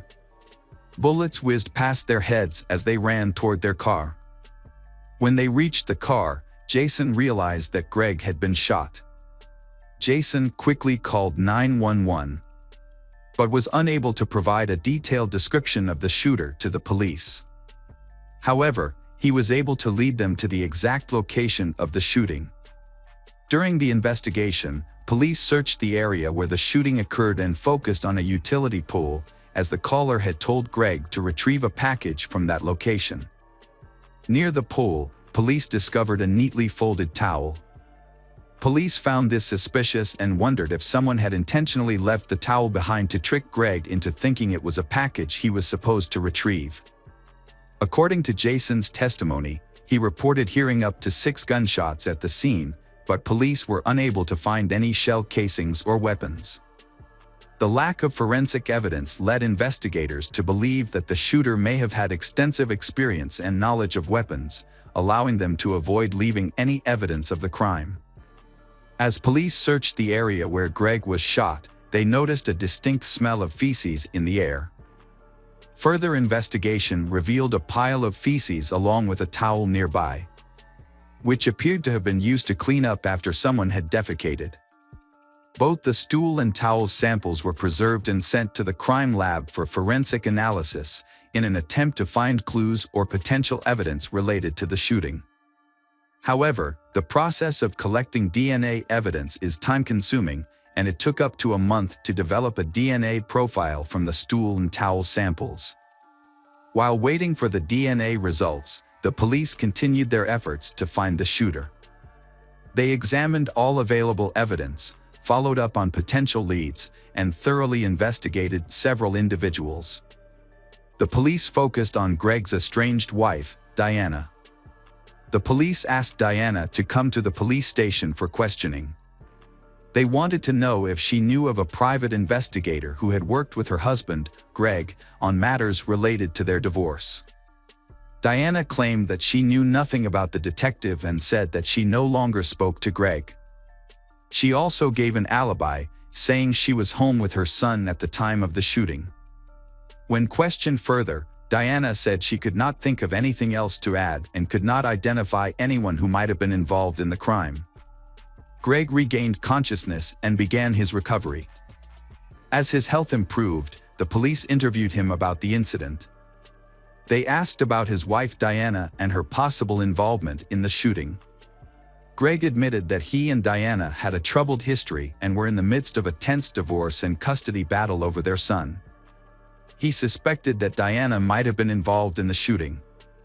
Greg also said he had no enemies and did not know who might be behind the shooting. Early in the investigation, the police investigated the phone number that had called Greg. The number was on a pay-as-you-go plan, indicating that it did not belong to anyone. However, the police were successful in obtaining information from the cell phone carrier, which led them to a Best Buy near Carlsbad where the phone was purchased. The police immediately contacted the store manager to request information about the purchase, including the date of the transaction. They also requested any available video footage of the person who purchased the phone. After reviewing hours of video footage, the manager identified relevant footage that corresponded to the time of purchase of the phone. The footage was sent to the police for review. Although the video was grainy, the police were able to identify Diana, Greg's wife, in the footage. This new information made Diana the prime suspect in Greg's shooting. Diana was arrested, and during her arrest, Diana repeatedly maintained her innocence. The police then questioned Diana about her purchases at Best Buy. They discovered that she had purchased a cell phone, which then called Greg, leading to his shooting. However, Diana initially told the police that she had purchased a router. Faced with a surveillance camera image of the person who purchased the cell phone, who looked exactly like her, Diana admitted the truth. Following this revelation, Diana changed her story about her involvement in Greg's shooting. She said that her fear of Greg prompted her to buy a gun, which led her to practice at a local shooting range called Iron Sights. At Iron Sights, Diana claimed she met an instructor named Weldon McDavid, who taught her how to shoot. Weldon was a former Marine with expertise in firearms. Diana reportedly told Weldon about her difficult divorce and custody battle with Greg, which led to a close friendship between Diana and Weldon that eventually turned into love. Diana told police that she and Weldon had devised a plan. To carry out the plan, Weldon told Diana to buy a phone and use it to lure Greg to a remote location. Weldon's job was to intimidate Greg without using force. Diana admitted to driving Weldon to the location and picking him up. However, when she heard police sirens approaching in the distance, she asked about the situation. Weldon later revealed to her that he had shot Greg in self-defense because Greg had been aggressive toward him. She denied any involvement in the shooting and insisted that she had never asked Weldon to commit any acts of violence against her husband Greg. Diana was charged with attempted murder after admitting her role in the incident involving Greg. Fortunately, Greg quickly recovered from the gunshot wound to the chest and was released from hospital shortly afterwards. The police tracked down Weldon and brought him in for questioning. When the police asked about his relationship with Diana and his whereabouts on the night of the shooting, Weldon claimed he was at home, about 30 minutes from Carlsbad. The police then asked Weldon for a DNA sample, which made him visibly nervous as he realized they were getting closer to the truth. When asked if his DNA might have been present at the crime scene, Weldon feigned surprise and suddenly remembered something, saying it was a recent memory. Weldon told police that the night before the shooting, he had gone jogging due to stomach problems after eating Mexican food for dinner. He claimed to have stopped on a dirt road to use the restroom. Based on this information, police obtained a search warrant for Weldon's home. Their search turned up a rifle with a live bullet and 6 fired casings in the rafters. The 6 casings confirmed Jason Cack's account of hearing 6 gunshots. As a result, Weldon was arrested and charged with attempted murder and attempted murder. Police searched Diana's home with a warrant and examined her computer. They discovered a search history for the phrase "new moon." Notably, the night Greg was shot, September 1st, coincided with a new moon, when the surrounding light was very dim. By carefully analyzing Diana's search history, police were able to conclude that she had prior knowledge of the shooting. Her interest in the new moon suggested that she intended to take advantage of the lack of ambient light to facilitate the murder of her husband. Further investigation revealed Diana's motive for killing Greg. As part of the divorce settlement, Diana was required to pay Greg $120,000 for their home. Faced with the possibility of not being able to make payments on time, Diana may have seen getting rid of Greg as a way to avoid paying the money. In October 2017, the trial of Diana Lovejoy and Weldon McDavid began. The jury returned a guilty verdict, convicting Diana and Weldon of conspiracy to commit murder and attempted murder. Upon hearing the verdict, Diana collapsed to the ground. Weldon was sentenced to 50 years in prison, while Diana received a sentence of 26 years in prison. Both defendants maintained their innocence despite the guilty verdict. Hey detectives! Welcome back. We've got another mysterious case to explore. The case of Becky Bleefnick. Becky and Tim met while studying at Quincy University. Becky majored in biology and loved tennis. Tim was an excellent football player, popular in school. Those close to Tim commented that he was a cheerful, innocent, and friendly guy. Tim always greeted everyone with a warm hug. With an enthusiastic and friendly personality, Tim was very loved by his friends. On the other hand, Becky's friends described her as a cheerful person, capable of making the surrounding atmosphere bright and positive just by her presence. With her positive energy and bright smile, Becky easily made a good impression on everyone around her. Both Becky and Tim were attractive people, and they seemed to complement each other perfectly. The combination of attractive appearance and compatible personalities made them an ideal couple in the eyes of everyone. 2 years after graduating from Quincy University, Becky and Tim decided to get married and start a new phase in their lives. Being a practical couple, they prioritized saving money over spending. Instead of buying an engagement ring and planning a lavish honeymoon, they decided to use their savings to put a down payment on their first home. Becky had dreamed of becoming a doctor, but ultimately did not pursue this career. Although she loved medicine, Becky felt a stronger calling to motherhood. She longed to experience the joy and happiness of motherhood. This dream came true when she and her husband Tim had 3 sons. Becky loved spending quality time with her children and watching them grow up. As her children grew older, Becky decided to pursue her own dreams. She chose to go back to school to get her nursing degree.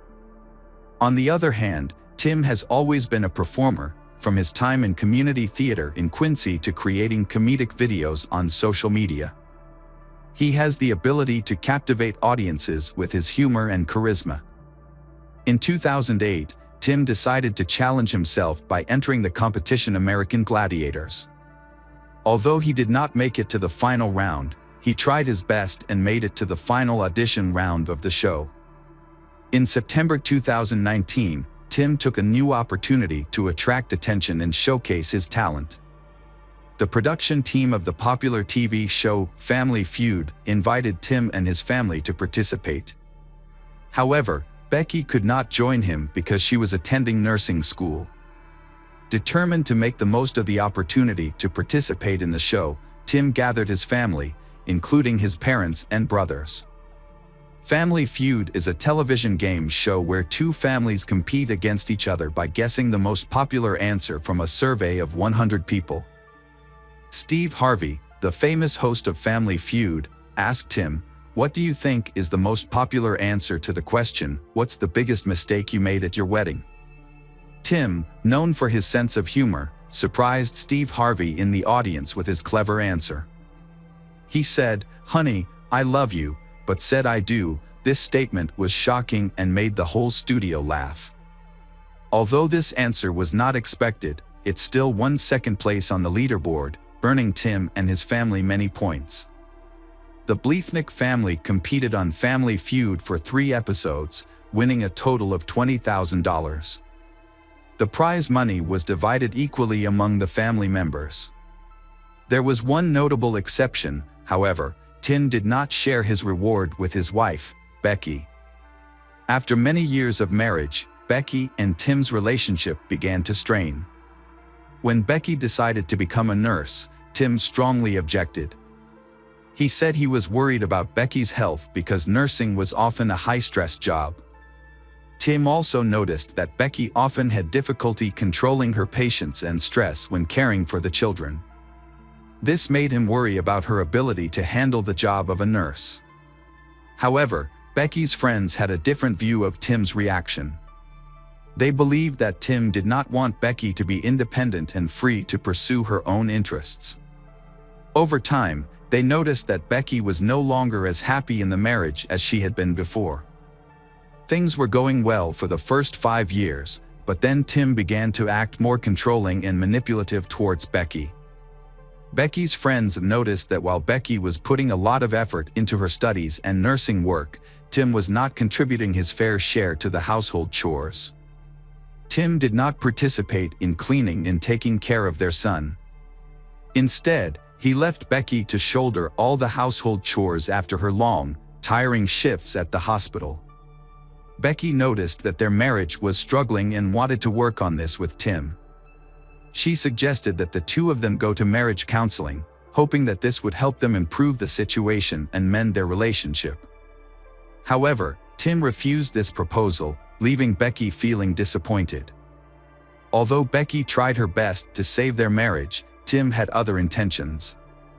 In January 2012, after 11 years of marriage, Tim suddenly filed for divorce from Becky. This decision shocked Becky, as she had shown determination and effort to maintain the relationship. However, Tim's intentions were clear. He moved out of the house and into a new place on the other side of town. Tim explained that the main reason for his decision to divorce was due to the change in Becky's personality after she became a nurse. He found that her new career had significantly affected her behavior, causing a negative impact on their marriage. The divorce process was stressful. Tim and Becky could not find common ground and their relationship more deteriorated. During the divorce proceedings, Tim and Becky fought over a number of issues, including child custody, property division, and alimony. The situation became so tense that Tim filed for a protective order against Becky. He accused her of stalking and harassing him. Tim cited one specific incident. During a parent-teacher, Becky became aggressive and argued with him.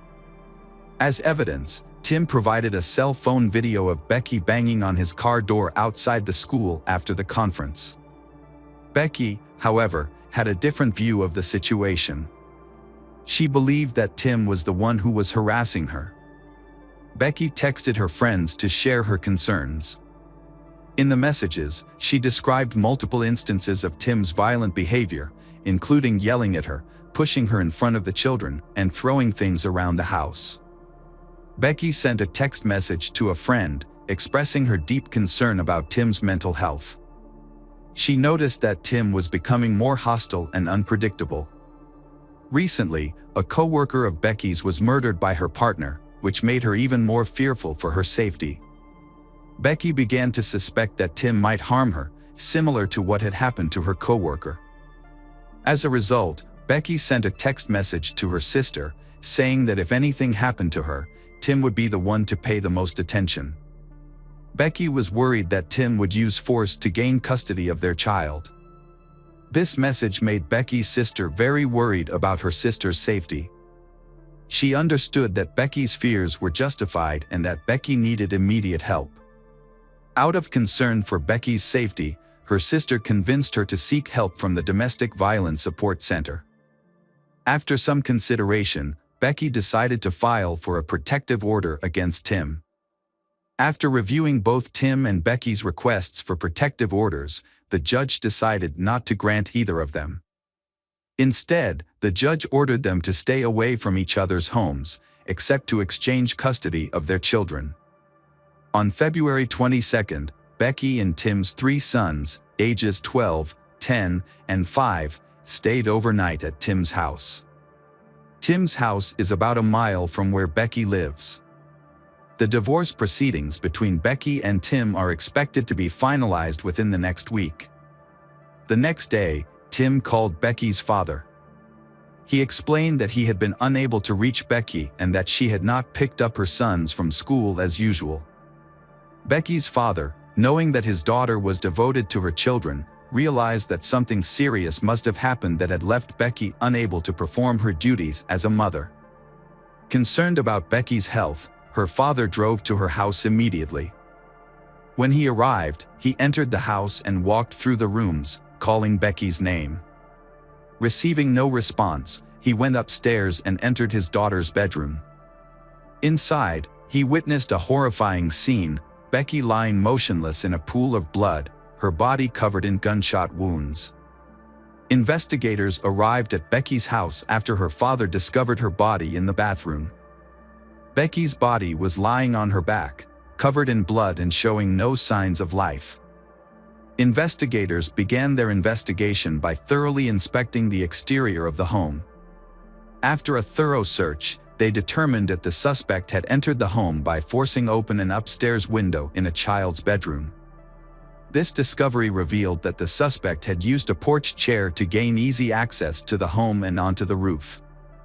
Investigators followed the trail they believed the suspect had taken. They headed toward Becky's bedroom, where the door appeared to have been kicked in or forcefully broken. The damage to the bedroom door indicated that the suspect had entered the room, most likely to look for Becky. Evidence indicated that Becky attempted to hide in the bathroom, but the suspect followed and caught up with her. The suspect eventually shot Becky in the bathroom. While examining the crime scene around the bathroom where Becky's body was found, investigators stumbled upon her cell phone. When investigators examined Becky's phone, they found a call to 91126 at 1:11 a.m. This discovery helped them develop a theory about what happened that night. They believe that while being chased by the suspect in her home, Becky tried to call 911 for help, but in a panic, she mistakenly dialed 91126. Before Becky could call 911 again, investigators believe that the suspect grabbed the phone from her. The mistaken call occurred at 1:11 a.m., so they think Becky may have been murdered around that time. However, when police investigated Becky's neighborhood, no one remembered hearing any strange noises at that time. This raised suspicions for investigators. Since Becky had multiple gunshot wounds, it was unlikely that no one heard anything. When investigators thoroughly searched Becky's home, they quickly determined that the murder was not a burglary, as nothing was missing. However, the perpetrator left behind a number of important pieces of evidence. Most notably, a partial shoe print was found near the entrance. This shoe print could help identify the make and model of the suspect's shoes, as well as provide information about the size and shape of their feet. At the scene, investigators found 8 9mm bullet casings and several small pieces of plastic scattered on the floor near Becky's body. Despite the extensive evidence collected, investigators were still unable to come to a definitive conclusion. Therefore, they decided to send the collected evidence to a forensic lab for further analysis. Detectives are investigating whether any of Becky's neighbors had installed security cameras outside their homes. They discovered that a neighbor had installed a camera on the side of their house after their car was broken into a year ago. The camera was facing the neighbor's driveway, which bordered Becky's house. It was set up to detect motion and send an alert to the homeowner. However, on the night of Becky's death, the camera did not capture any important footage. As they investigated further, investigators discovered that on the day of the murder, a man was seen walking down the back path of Becky's house at 1:05 a.m. on the security camera footage. About 48 minutes later, the man was seen walking back in the opposite direction. Becky's neighbor's security camera also recorded a similar incident about a week earlier. On February 14th, footage from the neighbor's security camera showed Becky seeing a dark figure lurking around her house. After discovering this, Becky's neighbor immediately informed her of the news. After the neighbor reported the mysterious stranger, Becky began to feel anxious. Although she had not seen anyone on her house, she had heard noises in her backyard the night before, which frightened her. Police reviewed security camera footage from Becky's neighbors and continued to search the neighborhood for additional footage. They found video from a home near the Quiney bus stop that showed a bicyclist wearing dark clothing moving toward Becky's home.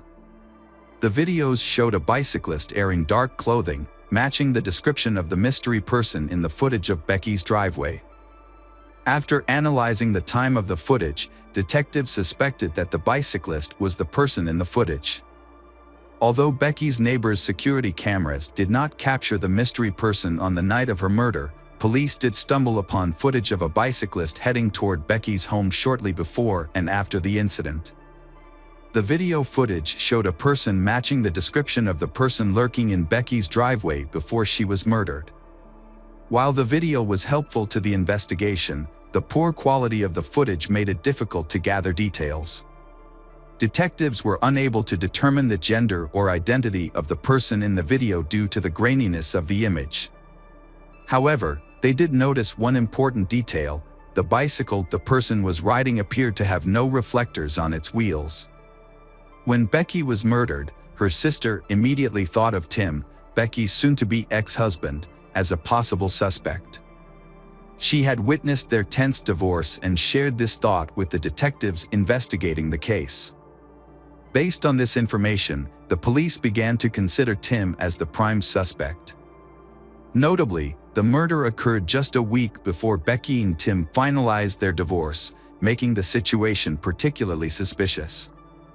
During the investigation of Becky's murder, investigators made an important discovery. They found a bicycle without reflectors on its wheels, similar to the one seen on the security camera, just a block away from Tim's house. This discovery raised suspicions about Tim, prompting detectives to seek a search warrant for his home. When police executed the search warrant, Tim was cooperative and respectful. He willingly stood outside the home with the officers while investigators searched his property.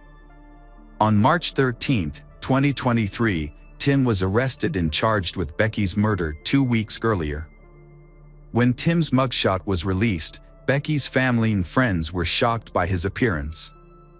Instead of the well-groomed man they knew, they saw a completely different Tim, unkempt and seemingly frail. Many believe that this change reflected the negative impact that the divorce had had on Tim. His unkempt hair and shabby clothes were a clear sign of the deterioration in his previously well-groomed appearance. The divorce was blamed for Tim's declining physical and mental health, according to friends and family.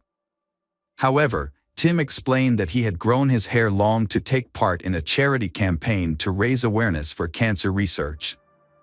A clip from the Family Feud show in which Tim said he wished he had not married his wife when he was arrested for murdering her caused a stir.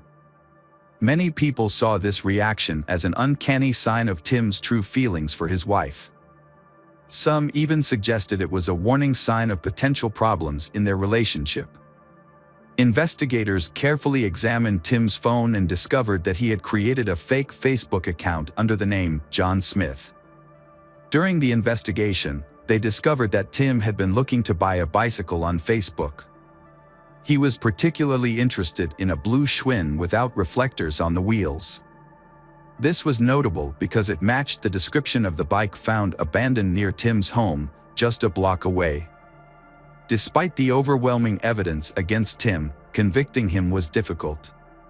Tim was held without bail and ordered a speedy trial, requiring the prosecution to bring the case to trial within 90 days of his arrest. However, the prosecution faced a major challenge in convincing a jury of Tim's guilt due to the lack of two key elements that are often considered decisive in criminal cases: a confession and DNA evidence. Without these two elements, proving Tim's guilt beyond a reasonable doubt became very difficult. In prosecuting Tim for his wife's murder, the prosecution faced a major challenge. 3 months after Becky was murdered in their home, Tim appeared in court on May 23, 2023. During the trial, the state presented evidence that investigators had collected at the scene.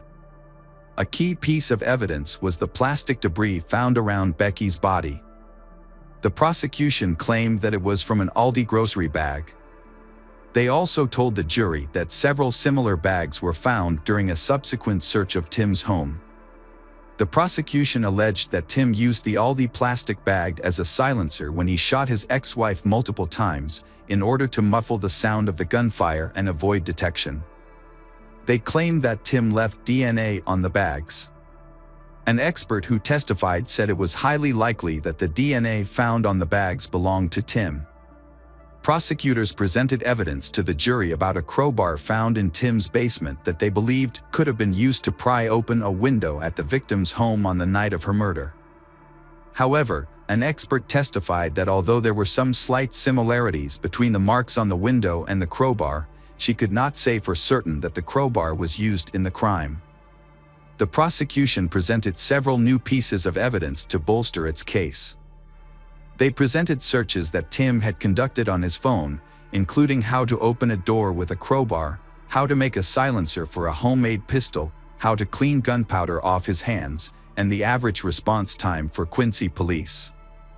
An expert was called to testify that she had compared the shell casings found at the crime scene to the shell casings found in Tim's home. She determined that 27 of the shell casings from Tim's home were fired from the same 9mm weapon used in the murder. When investigators searched Tim's home, they did not find Becky's 9mm gun. Tim claimed that he had not seen the gun for months before Becky was killed. During the trial, the defense did not call any witnesses. After a 6-day trial, the jury deliberated for 4 hours before finding Tim guilty. Ultimately, Tim was sentenced to life in prison without parole. Although Tim maintained his innocence and planned to appeal, Becky's family believed the sentence was deserved. Becky's sister spoke to Tim about the consequences of his actions on his sons, emphasizing that his choices had caused them pain. Even though Becky is gone, her sister promises to keep her memory alive in the hearts of her 3 sons.